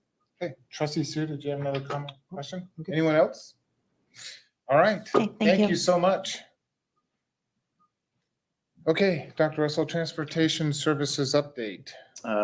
Vice Chair Kirkman, trustees, I'm going to share an update of where we are around transportation. We have discussed that a great deal today, but also would kind of do some There's questions. I feel like we've shared quite a bit, but I'm happy to answer any of the questions or have further discussion around our transportation and what we're doing. So Mr. Stauffer's here to kind of give some updates on that. Vice Chair Kirkman, Board of Trustees, we hopefully we have done what we've intended to do is kind of talk about our process of what we're doing to get that transportation hub into place. We do currently have the operations of First Students is located in Union High School. There are no buses at Union High School at this time. Other than the two that we're actually moving that were part of Union, we're moving them to West because we're moving all their things over to the West location. We are looking at that being a temporary location at this point in time because it is a building that we do have and it does have the space to be able to house them. Temporary for what? The Temporary staff? for the staff of First Students, yes. Staff. Also, currently we are staging the buses at South Middle School for the state inspections. That parking lot is one that we've talked about before, and we've identified it's one of our larger parking lots that is previously used for the good old days of when we had driver's ed. It's still a driver's ed parking lot. In that area, we are staging at this current time for that. Again, these are temporary components as we're searching better and more appropriate options for the district. And we hope to have more information for you coming up next month on some better long-term solutions that the district is seeking. On top of that, I did want to give a report, and Tyler, I'll ask you to bring up this slide. I wanted to give you an update on what First Students is in relationship to their hiring. I know that's been something that we've been watching. They give me updates every Friday. So this information, if you can make it as big as possible, Tyler, is from Friday. The key component is that top line is the drivers. They have, I believe the number is 82 of the drivers that they are moving into the hiring process are CDL licensed. We're looking for approximately 89 to 90-ish drivers to be fully staffed. So we have 82 that are currently in the pool with the CDL. There are 17 additional that are in the pool that they would have to go and obtain their CDL process, which First Students will help them do, and they should be able to get that done in time to be able to be a part of the staff. So we're looking really good on the staffing front. They've also started to hire their office staff. You notice the numbers in the green. That's those positions that were outlined in the RFP and the number that were identified in the RFP as well. And you can see that, those positions have been starting to move to filled.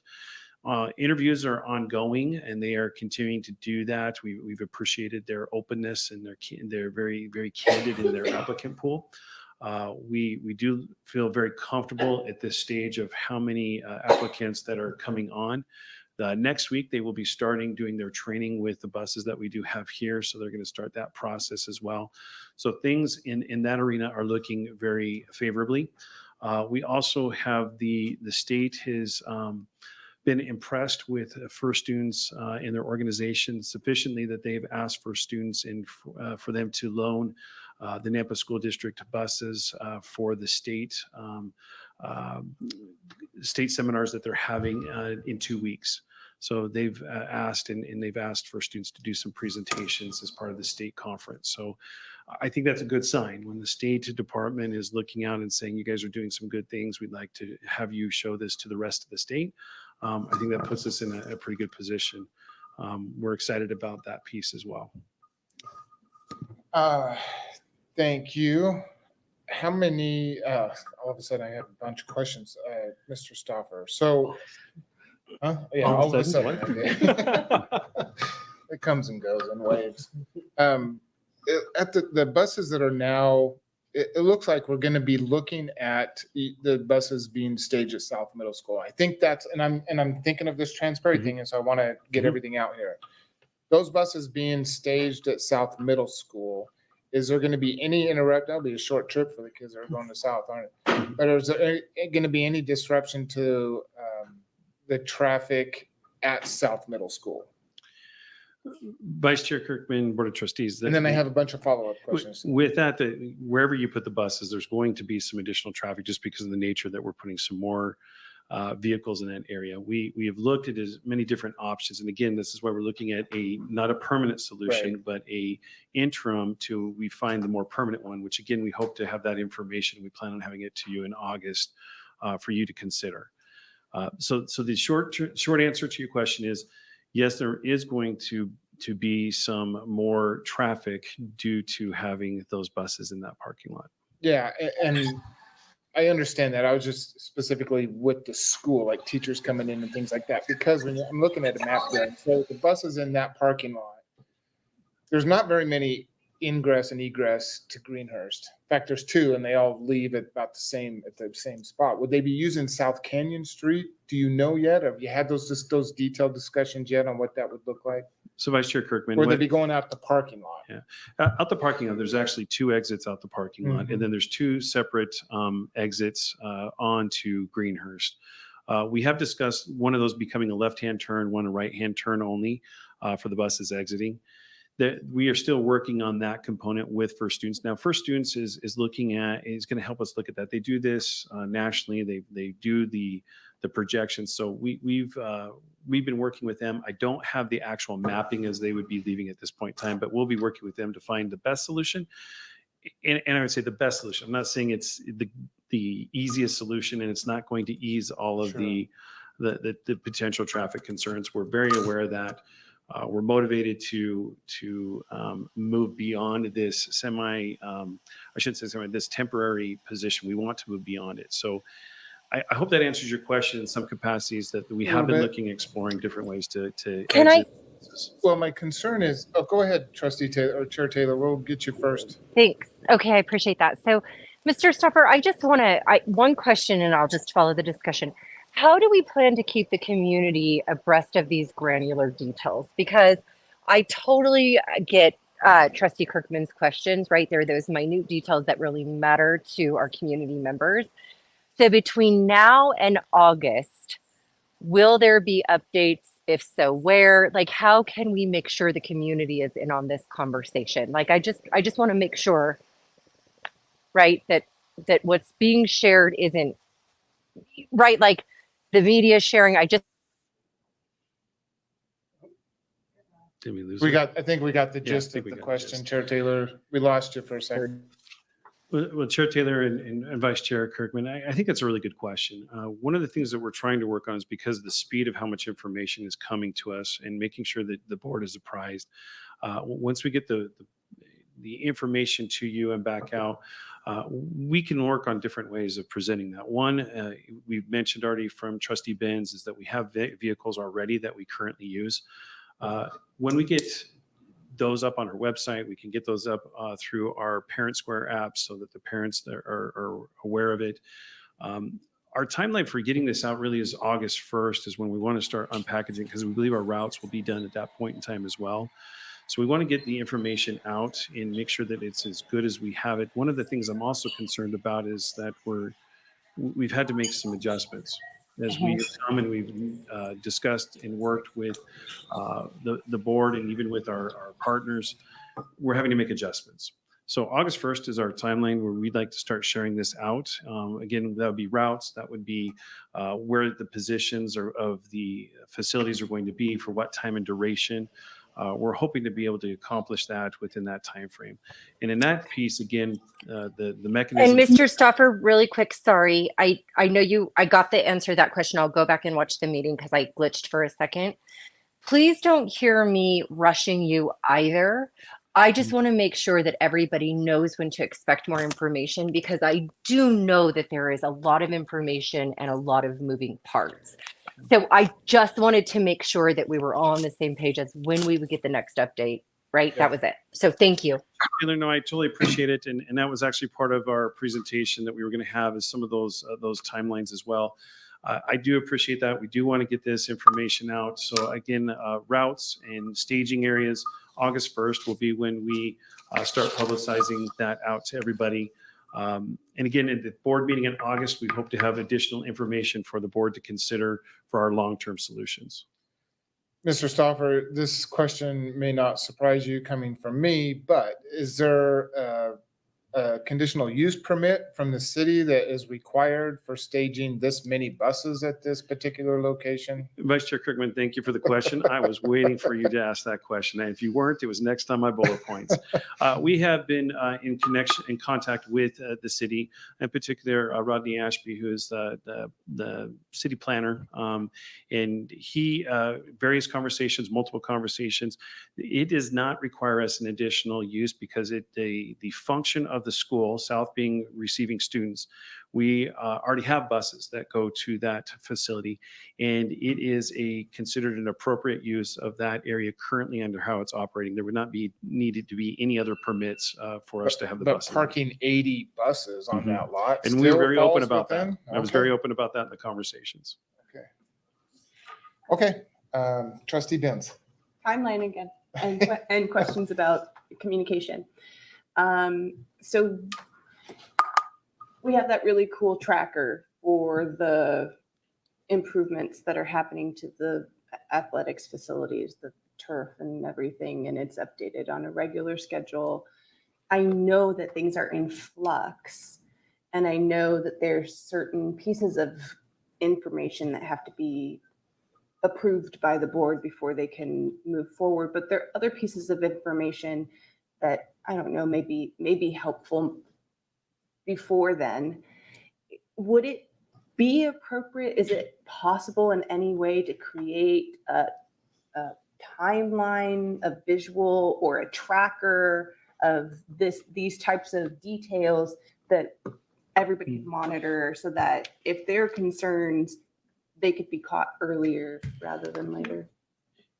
Vice Chair Kirkman, Trustee Benz. I'm moving you to chair now. That's great. Trustee Benz, I do believe that we can get something together and be able to put that on our website underneath our new transportation component. It may not look the same as the one that we use for our construction because that's a very different model. Yeah. But I do think we can get something in up there, and I appreciate that. That's something that we've been kicking around even as we've been hearing and listening to our patrons. We're going to get something up on our website that will be a little bit more as far as can I check in, even an FAQ component that I'm thinking that we could put on that as well. So we've done that in the past with other initiatives that we've ran, and I think that would be a very appropriate one for this one as well, where they could submit questions via that vehicle, and then we could start answering those a little bit more appropriately and quickly. So, and pardon the pun, we could have a roadmap to busing. With red arrows going this way. Yeah. So, thank You you. must remember the ones I used to do. Trustee Jennings? So yes, I'm just curious. I believe our next board meeting will be the 20th and the first day of school is the 19th. Am I correct? So school will already be in session before we're presented with this? I believe it's Did I misunderstand that? Vice Chair Kirkman and Trustee Jennings, the long-term solution, we're talking about the long-term solution. Yes, that would be the next board meeting that we have available to us to present it to you.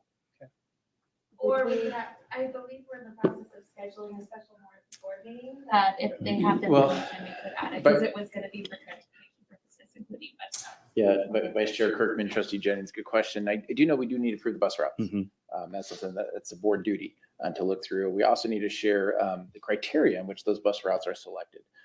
So there is an opportunity. Well, we do need to hold a meeting so that that can be approved. I think we can bring updates at that point. We would like to have that done early August so that we start posting that for the family so they can know the bus times, the bus stops, and et cetera. Right. So I believe we probably will need to work at that. I think that was something we had talked through, and we're hoping that we'd be able to have. Is the 20th our next board meeting in August? That's what I'm checking with Clerk Lamont. I would need to look for them. Okay. But I also know we had discussed having this, but I think that was, I had emailed the chair and vice chair because we've discussed multiple times having a special meeting in July. Yeah, then we have them like July 30th, at the end We of never July. set the date, and that's why I emailed today to discuss, because we've talked about having that for this purpose, or maybe at the beginning of Well, August. it was looking at We'll July. get that set when we need to get it set so that we can make sure we've got buses rolling. Vice Chair Kirkman, if you have another date, we're happy to bring that information prior to that as well. So the only reason I was referencing that is that was our next board meeting. Okay, okay. And then I guess I want to make sure I'm completely understanding. So if the goal is to have the routes published by the first week of August or whatever, we would need to approve those that last week of July, correct? At the latest, okay. Vice Chair Kirkman, Trustee Benz, that'd be accurate. Before we can publish them publicly, we would need the board to approve those. So I guess the moral of the story is don't plan anything for the end of July, right? Yeah. Okay, Trustee Sue, did you have a comment, question? Yeah, more of a comment. I'm looking at Union High School's parking lot, and I don't know if you've heard, but there's feedback from the community about the staff from First Student parking there, taking up sidewalks, things like that.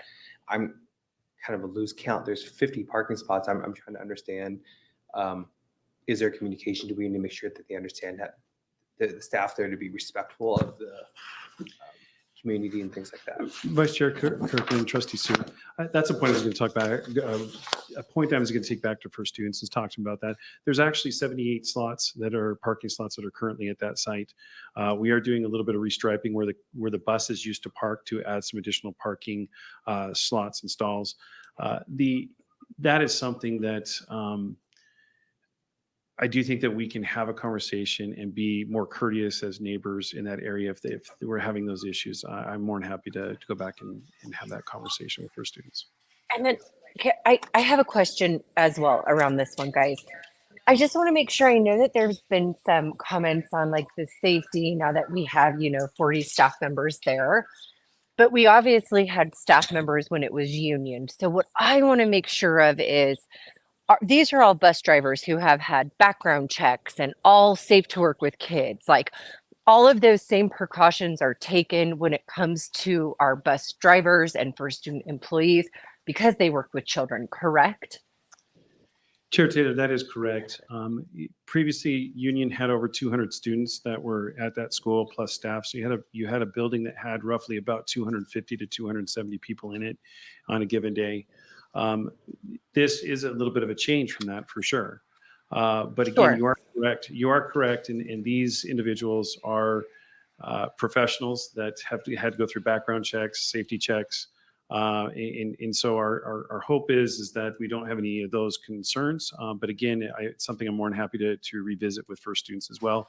And again, the big picture is we're looking at this as a temporary solution. This is not the long-term solution that the district is seeking. Totally get that. Sorry, and I just want to expand on this. I totally understand that. But I'm trying to get an idea of, besides bus drivers, how many people are there, right? Like just our administrative team who's on top of the project, correct? And then probably some of First Student staff. Like, Go back. do you, That slide. Trustee Taylor, at this current time, it does fluctuate throughout the day as they're doing their trainings. At the beginning, that there will be around 100 to 110 vehicles that we'll have there as we station them there to transport them over to South to pick up their buses. They will start their day there, and this is the short-term plan. Again, I just want to keep reiterating that. This is not our long-term plan. As part of coming in and checking in once we start the school year, they will need to check in, get their routes, get their tablets. We will First Students will transfer them over to the South parking lot to pick up the buses, do all their needed checks, and then they would start going to pick up students from there. So you are looking at about 110 personnel that would be in there. That's, again, why I know the numbers of parking stalls, parking places? what we're adding to it to get up to that 110 to 120 number. Okay, so you are making sure that the parking lot can take that many vehicles, because when we are in full swing, we will have too many vehicles for spots. Yeah, Trustee Okay. Taylor, yes, we've actually worked with a third-party company that is helping us with this to map it all out and to get all the right parking stalls applied. The current structure as it is, we're not adding any parking. We're not taking away from it. It's in its current structure. The area that we are able to add is in where the bus loading zone currently is, or used to be for the where the buses were in the bus turnaround. We're taking those and converting those into parking spots. You have 100% answered my question. Thank you so much. Okay, on that note, because I think there is some concern with that many cars, but I think it's been mitigated. But if you have, Permission to speak. No, You can't. no, permission not granted. But the last thing we want is for some of these employees to be parking on the streets or in the neighborhood and things like that, outside of any parking stall. So I appreciate getting in that. There will be at least one bus there because that's probably how they're going to transport the drivers to or to South to get going. Vice Chair Kirkman, what the plan is for that is actually that there will be a staff member for first students that will go over and be dropped off and pick up the bus, bring it back, and then they'll have the bus there because their car will be over there.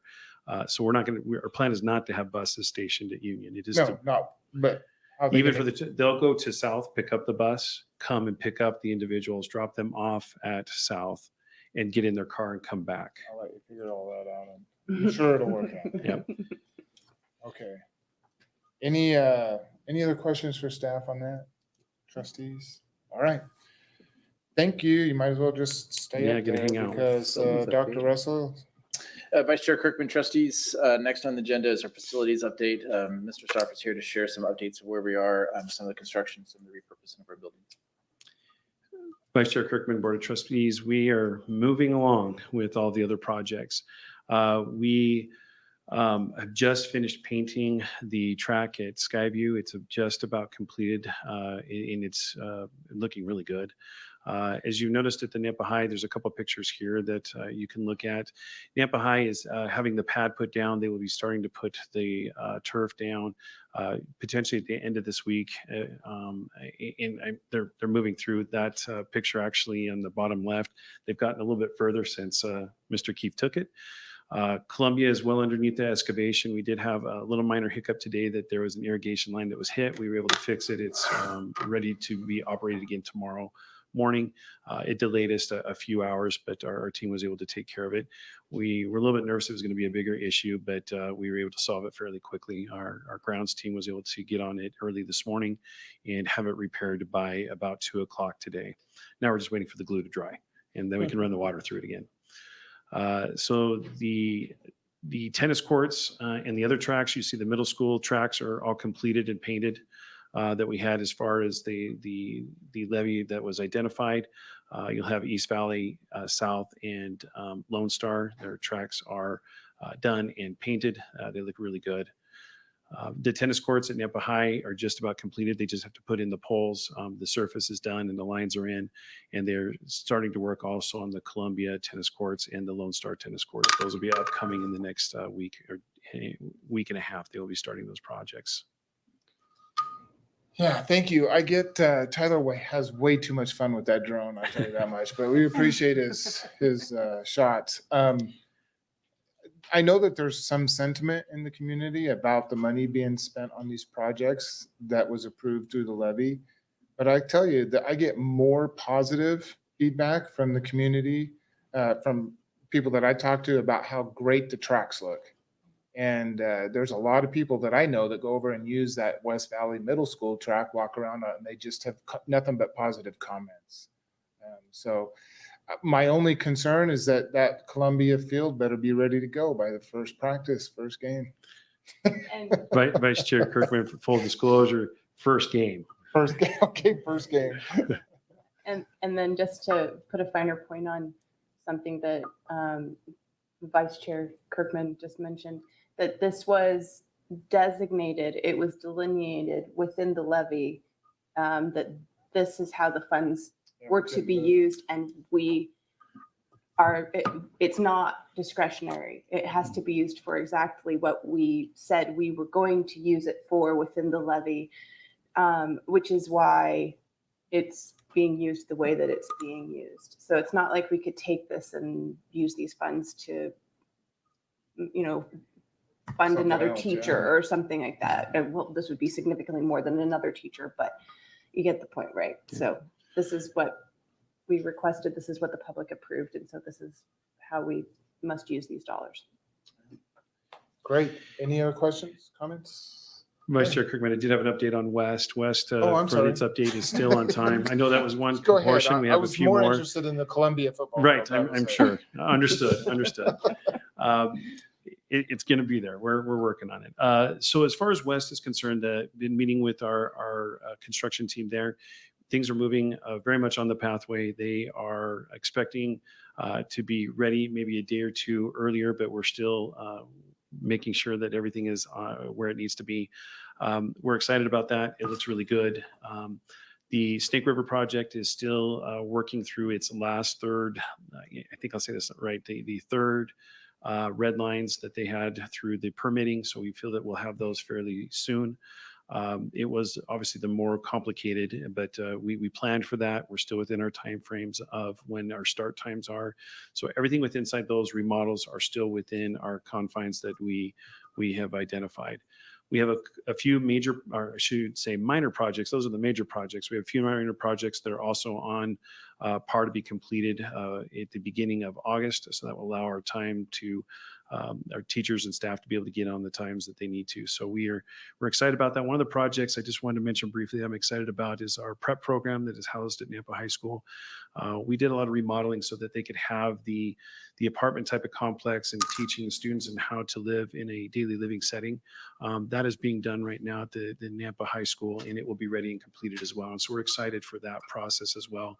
Really definitely benefit that program. It's one of the things that we took into consideration with the levy as well. We had some connections previously with NNU and those changed on us. And so we worked to find another way to make sure that we were still providing the right resources for our students in the prep program. Could you explain a little bit more about that program? Yeah, our prep program is our 21, our students who have graduated up to 21 who are needing some special assistance that have opportunities to learn how to have some daily living skills. They're still acquiring some of their IEP goals and strategies. It's really an amazing program where we teach them not only how they work on their daily living skills, how to cook, how to clean, how to live on their own, how to live with assistance, and how do they work in the community and building their abilities to have jobs and working with them and partnering them and mentoring our students as they are progressing to that adulthood. Thank you. So August 17th, school starts, bottom line. 19th, school Don't take starts. 2 days away from me. August 19th, school starts, bottom line is all of West, Snake River, Fields, everything's gonna be ready to go August 19th. Vice Chair I know Kirkman. I'm really putting you on the line. Snake River here. will not, because that was Snake never the River. plan. Okay. The plan was for that to be available in January when we came back in January. So just a reminder of So that. there's still It's gonna be on a- progression, They're but still we have gonna not be, they're actually. gonna start then the school Correct, year. correct. thinking then. As we met with all the contractors, we are looking very good. I know that we're smiling about the turf at Columbia, but they did bring in 2 teams. They are working longer hours there to get back on the schedule. We were about a week and a half off the schedule, which was still putting us ahead of school opening. We're looking about the 9th of August for their completion as of today. That's what I have been notified. That is about a week and a half off of our original, but we're still feeling comfortable and they're feeling confident about that timeline. And I kid about the football field because most importantly, those buildings are ready to go to The buildings accept are the more students. priority. So Yep, those yep. are gonna be. And we feel very comfortable about those. There's always going to be new nuances that pop up as they do in general school year, but the things that we have planned to attack and that we put in process, we're feeling very comfortable about them being ready. On top of that, on the 15th, just this Monday, yesterday, we did complete the cleaning of the rooms for teachers to get back in and start accessing the rooms at the elementary level. We have our target date for the 21st, which is next week, for our secondary to get in. So the rooms have been deep cleaned. Oh, great. We met that goal with the exception of Iowa because they had the summer school that went a little bit longer, and we anticipated that, and we have communicated with the principal and their staff there that that when their timeline will be, which is next week. So the cleaning is even on par with where we want it to be, which this is the first time we've put some timelines on that for completion. I appreciate ABM's support in following through that as well. Those are getting the classrooms deep cleaned. We still have to do some hallways and we still have to do some other things with inside the building, but we're looking on par for all those things that we've goals that we've tried to establish at the beginning of the summer. Very good. Trustees, any other questions or comments? Okay. Dr. Russell, I trust that Mr. Dewey will be brief. Vice Chair Kirkman, trustees, Mr. Dewey here to share the monthly finance update. And happy to answer. They're always brief. so I we know. appreciate I it. mean, I feel like I always have to rush in these things, but money's the most important thing, isn't it? Just joking. If you want to bring up my presentation, I did only have 2 slides, so that'll be easy. And so just kind of let you guys know, the way our funding works, our final numbers actually come in on July 15th, believe it or not. So the end of the year, and I just barely got our numbers on Monday. Our numbers look good. Remember we missed budget because of our unit count, about $1.35 million. We do have the savings on the other end, so it's not the end of a deal. I'm sorry, right there, when it says revenue missed budget by approximately 1 point, if somebody doesn't know the context of that number, if I didn't, I'd be freaking out. Oh yeah. But I mean, this if I is not- didn't, This is not a surprise to us because yes, because we've explained it multiple so- times. And the reality of the situation is a lot of it was because we were 7 units down from our projection.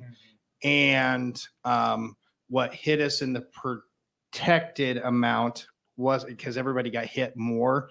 We ended up with more protection units that we lost as opposed to what we got. So it was all a guessing game. And the state told us to guess a little lower than what we had gotten. So when it was all said and done, but we got lucky on the other end that we had some salary savings as well. So it was a net zero on that. The good thing is that the new House bill money, that the supplemental funds of the $150 million that they subsequently took from us from the state from switching to ADA at the last minute, did get 105 million of it got sent back to us. And we've got $44.5 million that we did receive that money from that. So that's over and above. So that doesn't include the 1.35. So the 1.35 was operational. The 4.57 was one-time money. All right. Everything else came in as expected. The other thing I kept telling you each line was our interest income was literally almost $1 million high. We haven't had interest income like that for a long time. And because interest rates, which were great for home sales for a long time, which were next to zeroing. At one point in time, our LGIP was making 0.25%. When you have $50 million in the bank at a given time, it doesn't really bring a lot of money in. But when you get 4 or 5%, that's a big amount. And granted, we don't have that money in all the time because it goes down and we spend it and we get more from the state and it goes down. Right time. Yeah, so it was a great addition. And so we did take that into consideration going forward, and we budgeted a little bit more to help us with some of our things that we had to do already, but that was a good thing that we were able to do this year. So just that alone almost paid back what we lost in the general funding. So Vice Chair Kirkman, just if I could ask just a couple clarifications, and maybe it'd be important just for the public to hear. We did have our budget hearing last month that reviewed all of our budgets. So I'd encourage folks that are listening or folks that may want to know about our budget, about our money, because I heard some of those comments today, and that would be a great thing to look at. Also, I'm putting Mr. Dewey in the spot, but I know he's available. Mr. Dewey is happy to sit down with anyone and walk through, because what he mentioned some comments that I think if you're not up to date about what protection means from the state, how money is generated through ADA, what projections from the state requires for us to do when we make our projections. And it is a projection on budget. That's how school districts budget every year, is projections and how salaries come in or don't come in. Mr. Dewey's happy to walk folks through that. I will caveat that it is not a simple process. School budgets are very, very complicated, one of the most complicated things.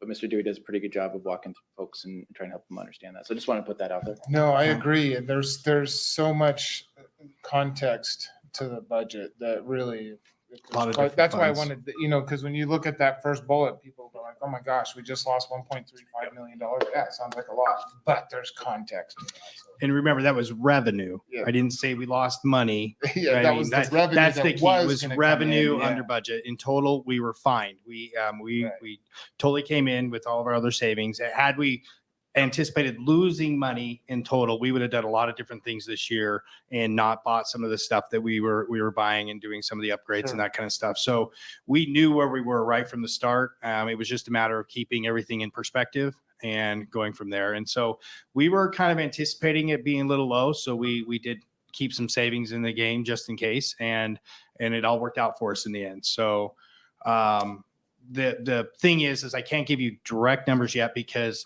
the way it works is any expense that comes in July and August that relates to that prior year, we have to actually accrue it back by accounting standards. So we're still getting some of those bills. We have a big bill that's coming in for our tracks and our fields. That's another $1.7 million. It's part of levy, so it's not a big deal. It's just cash flow for us and that kind of stuff. So we're all ready for it. We already know it's coming, but to give you an actual number, I won't be able to give you a full number that's audited and all that stuff until the auditors are done in October. So. And in escrow is fully spent. We have a little bit amount that has to do with some homeless stuff that was just like 20, 30 grand, but that is not general fund money. That's something our homeless department gets to spend, and they will spend it before 9:30. That's it. Okay, COVID is officially over then, right? I thought it was over in 2020, but apparently not. So if you want to go to the next one. Okay. So what's going on this year? The hard part of the beginning of the year is we're in a no man's zone right now because none of our payroll started. And the way our system works is until you want to run payroll, you don't know what your encumbrances are for the year. So remember, all of our positions, none of our school positions actually start paying until August 30th. It used to be September. We actually moved it up a month this year. And so we will know a lot more when September comes, what our payroll expense is going to be. And if all the cuts that we anticipated worked out. The hardest part about that is, yes, we know where our current people lie on both pay and expense and that kind of stuff. But what we don't know is the way our salary structure works is they might have gone and got additional schooling, which will put them on another part of the grid that sometimes we give them 4 or 5% more, depending on how much schooling they got. And it doesn't necessarily equate to more revenue for us. It's just how there's a difference between revenue from the state versus our expense. And so we have to look through that. We make some pretty educated guesses based on years that we've been doing this. And so we think we're ready for it. And I've never really missed that much on these, but you just never know. You might let go of somebody that was a first year that was making 45,000, and then you just hired somebody who was making 60. So it's just a matter. And we try to hire. The one thing my department doesn't do to schools is say you only have this much to spend. Right. We basically say hire the best candidate, and then we'll deal with it on our side. And we've been able to deal with that in 11 years I've had there. No changes to that. So we really work hard to not constrict the principals to hire a dollar amount, because at that point in time, it's hard enough to hire as it is. And we really want the best candidate. So we push that back. I tell them FTE. You can't go over to FTE. That's our biggest number. If we tell you 30, that's all you get. And so that's how we work it. The biggest thing we were worried about, and I was worried about going into the summer, is we have a lot of big projects happening. And so our money's the least from the state because we spent it all year, and we have to wait for our tax payments and all that kind of stuff. And the worry on my part is always, what happened to us back a long time ago is we didn't have the cash to actually do payroll. And so we wanted to make sure we weren't getting there, and our cash flow is looking great. I wouldn't say it's as high as I want it to be, but we're also putting out probably this summer upwards of $6 to $7 million in one-time payments and construction and stuff like that, which is not a typical year that we have. So it was a lot of cash to put out, but we still have been financially secure enough that we actually are going to be fine. We'll still have plenty of money in the bank to not have to worry about any payrolls or anything like that. So is cash flow looking okay or great? You said great there, but it's well, okay. To me, I would love to have 20 million in the bank, and that's great to me. It's not going to be that much, but in my accountants, my accounting managers, once we get below 5 million, she kind of freaks out a little bit. To me, under $1 million is a freak out, because remember, back in 2013, we had to actually get what I'd like to call as a payday loan from the bank just to make payroll. Yeah. And that was $6.5 million below what we actually had needed just to make payroll. So things are much different, where we can put out almost $7 million in projects and payroll and still have a lot of money in the bank, because we manage it effectively and we're ready for it. Bottom line, we are financially sound. Yes. Yep. The big one right now is House Bill 521. We're still trying to wait on actual. I mean, they have meetings every day, sometimes good, sometimes not. But we haven't got a firm number yet, because one of the things they're doing is they're not giving us money for any online school student. They're basically, well, if you don't have a student that's physical, so we have to take into consideration Nova and some of the preliminary numbers they had. They just took our total enrollment. And then once they refine those numbers, then everything kind of gets back down. Yes. Did you ever hear back about what tier of the disbursement we were in? So we won't know that yet. One of the things that came out, and I was gone last week with family things. Courtney had mentioned, he's not here. Courtney had mentioned that one of the things the state did say is if we did have projects and we needed that money right away, we could request it and they would cover it on their end. So I'm not worried about it by any means. We don't have any immediate use for that for the year. So the bummer, what we want to do is to get that money in the bank to start making interest. And if we could put this, like I said, about 45 million in the bank at 4 or 5% interest, that would be the money that we'd use for our maintenance going forward. Because remember, they took about $1.3 million from us from our lottery funds. That was our maintenance. So it was just really trying to bring that money back. Because if not, we're basically using a portion of, remember, the 4.5 million that we had before, that we had to take a portion of that just to be able to cover our maintenance for next year. And remember, that's only 1.3 for the entire district of school when one roof costs us 2.5 million. So it's not like that's a lot of money to us. So Yeah, Vice Chair Kirkman, just if I could reiterate as well, that 45 million, there are a couple of things on that. First of all, the state often dictates how money can and cannot be used. That money can only be used for school facilities. So there are for certain capital requirements, projects. Capital projects. Yes. The second part about that is that dollar amount, while it seems big, has to last till 2034, right? And 10 years from now is a long time for that dollar amount. Mr. Dewey just mentioned that the cost of roofs and the cost of projects for schools, inflation in 10 years, none of us can really predict where that's going to be, but 45 million probably isn't going to go far when it comes to having to last us till 2034. The second part of that 45 million is, as Mr. Dewey mentioned, we no longer get money for our maintenance of our buildings. That's going to have to be our maintenance budget. So we're going to have to use that money well, put it in the bank to generate interest so that we can use some of that interest to just maintain our buildings. Otherwise, our buildings will get behind. So lots around that. I think we'll share more information as we get further details from the state. The state is still working some things around the selling of the bonds. And as Mr. Dewey mentioned, we're getting reports often. And we'll update the board as we find out and learn more. So, Yeah. Dr. Russell, what you're saying is $45 million doesn't go as far as it used to, huh? Vice Chair Kirkman, that would be accurate. I would venture to say, I believe that Columbia at one point in time, I think was 60 or 70 million to build back when it was built. And now building the exact same thing would cost us around 120 million. So that's how much, I mean, so even if we were to try to do something which we really wanted to do with, like we tried to do with Nampa High, I mean, we would still need a bond. So far out of reach And now. then if we took the entire amount, we would not have any more maintenance money. So we'd have to find that money in our general fund budget just to do maintenance going forward. And it's really, they kind of put us, they made it a big deal. Because I mean, this is a big deal. Don't let me get, I mean, this is the first time the state's really put things, money out there, but they unfortunately took other monies that we weren't planning on doing. We thought we were going to get capital and then keep our maintenance budget. When that kind of went away, when they got creative with it, it just created different parameters on it that we weren't ready for, but it's still good money. It's good money that we will be able to use really well. We just got to be strategic with it. And we're really trying to make a big long-term plan with it. And we can't make a long-term plan until we know exactly how much we're getting and when we're getting it. So hopefully more to come. Any other questions, trustees? Is that all you got, Mr. Dewey? Yeah, quick and easy, 2 slides. All right. Thank you very much. Okay, Dr. Russell. Superintendent report. Vice Chair Kirkman, trustees, last thing on our agenda is superintendent report. I got a couple of updates. First one has to do with our hiring update. Ms. Hamlin, if she would kind of just share where we are with that. It is looking good. I think we've been in one of the better years, particularly around special education. I think that's one area where I've heard from some other school districts, there are still great struggles to find special education teachers. I believe we only have one teaching opening at this point, which is incredible considering we're on July 16th. But would you just give an update real quick of where we are? Can you pull that mic down just a little bit? Because that's all I see is just Oh, the mic. you just see that right there. So as far as resignations, we're sitting at 103 resignations.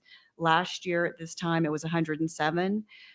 Since we made the announcement of the 4-day student contact week in May, we've received 26 resignations and retirements, which is really low because that's in June and July, when last year, June and July, we were at 50 for June and July, and this is 26. So it's looking really good. So, and as far as new hires, to date, we have 66 new hires, And open positions, we have 17 total certified positions, 7 in the elementary, 7 secondary, and 3 district. The district ones are like OT, SLP, and a SPED consulting teacher. And the elementary ones, it's like grade level music, mainly grade level, a counselor, PE. And then at the middle school, it's STEM and PE, high school, dean, that's where our special ed is at the high school, business tech, counselor, middle school teacher. So it's looking really good. Good deal. Vice Chair Kirkman, just trustees, just want to reiterate, because I was looking through stories, and I remember there was an old news story with a headline that Nampa School District expects 45 resignations. That implied that that was a large number, but we typically every year have 100 to 120-ish resignations. In fact, we're at 107 and we're within a month or so is really good news. Just a reminder, a couple of years ago, we had 13 open classrooms when school started that we did not have positions for. So we've gotten a lot better and a lot stronger in that and don't feel like we're in that same situation. So just want to reiterate that. Well, and it also reminds me of the conversation when all these changes were coming up. It was like that we're just going to have this mass exodus of staff and teachers, and we'll have to, it just, it's not coming to fruition. So really appreciate Gwen, it. I have a comment. High note. That was the high note of the meeting. So thank you. I'm so grateful that that's where we're sitting with staff. So it's great to see, and I'm really glad that we aren't having staff flee in mass exodus, and I really appreciate the good news. Thank you. Do we have applicants in for some of these positions? We do. Okay. We do. And actually some of these positions that I mentioned, we actually do have some offers out there. It's just, we don't have the accepted. So yeah, so that's good news too.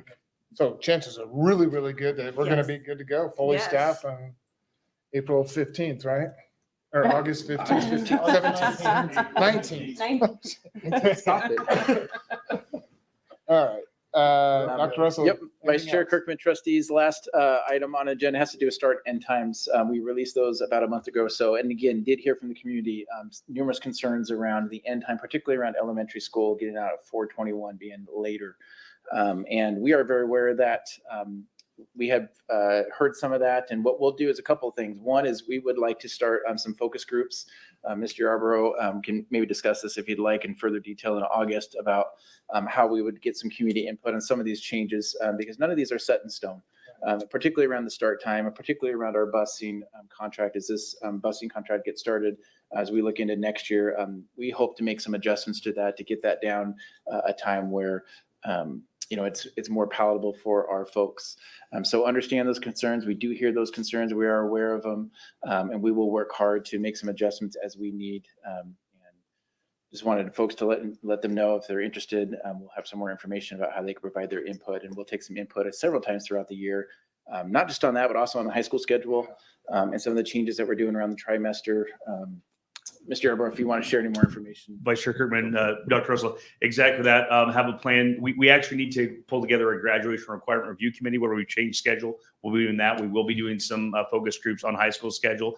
We will probably wait 2 or 3 weeks into the year to get everything settled and then start working with folks to navigate what that looks like. And again, as Dr. Russell alluded to, nothing's set in stone with iteration 1. As we go through this, we will tweak it. We will look at what works best for our community and navigate what those structural changes are and how we can navigate moving forward. Again, just a reminder, every district we've talked to that's went through a transition to a 4-day student contact week within that first year, the vast majority of the public is very supportive of it. It becomes something that's a new cadence. So while we do understand the change and what that brings for people, we are very hopeful with a lot of evidence of what's happened around the state and the fact that over half of our districts and charters are on a 4-day student contact week, we believe will work for us and just keep lines of communication open. So, Well, and I appreciate the fact that it's flexible at that point.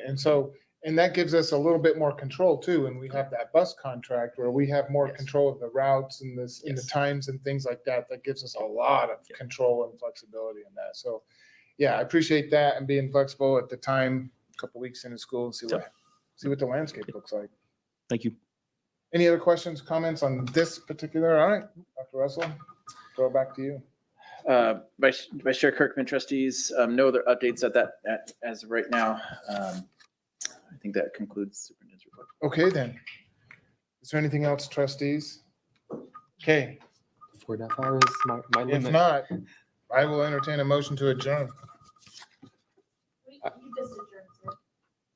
Oh, we can motion. Come on, give me a I second. move to adjourn. All right, second. Let's go. Motion.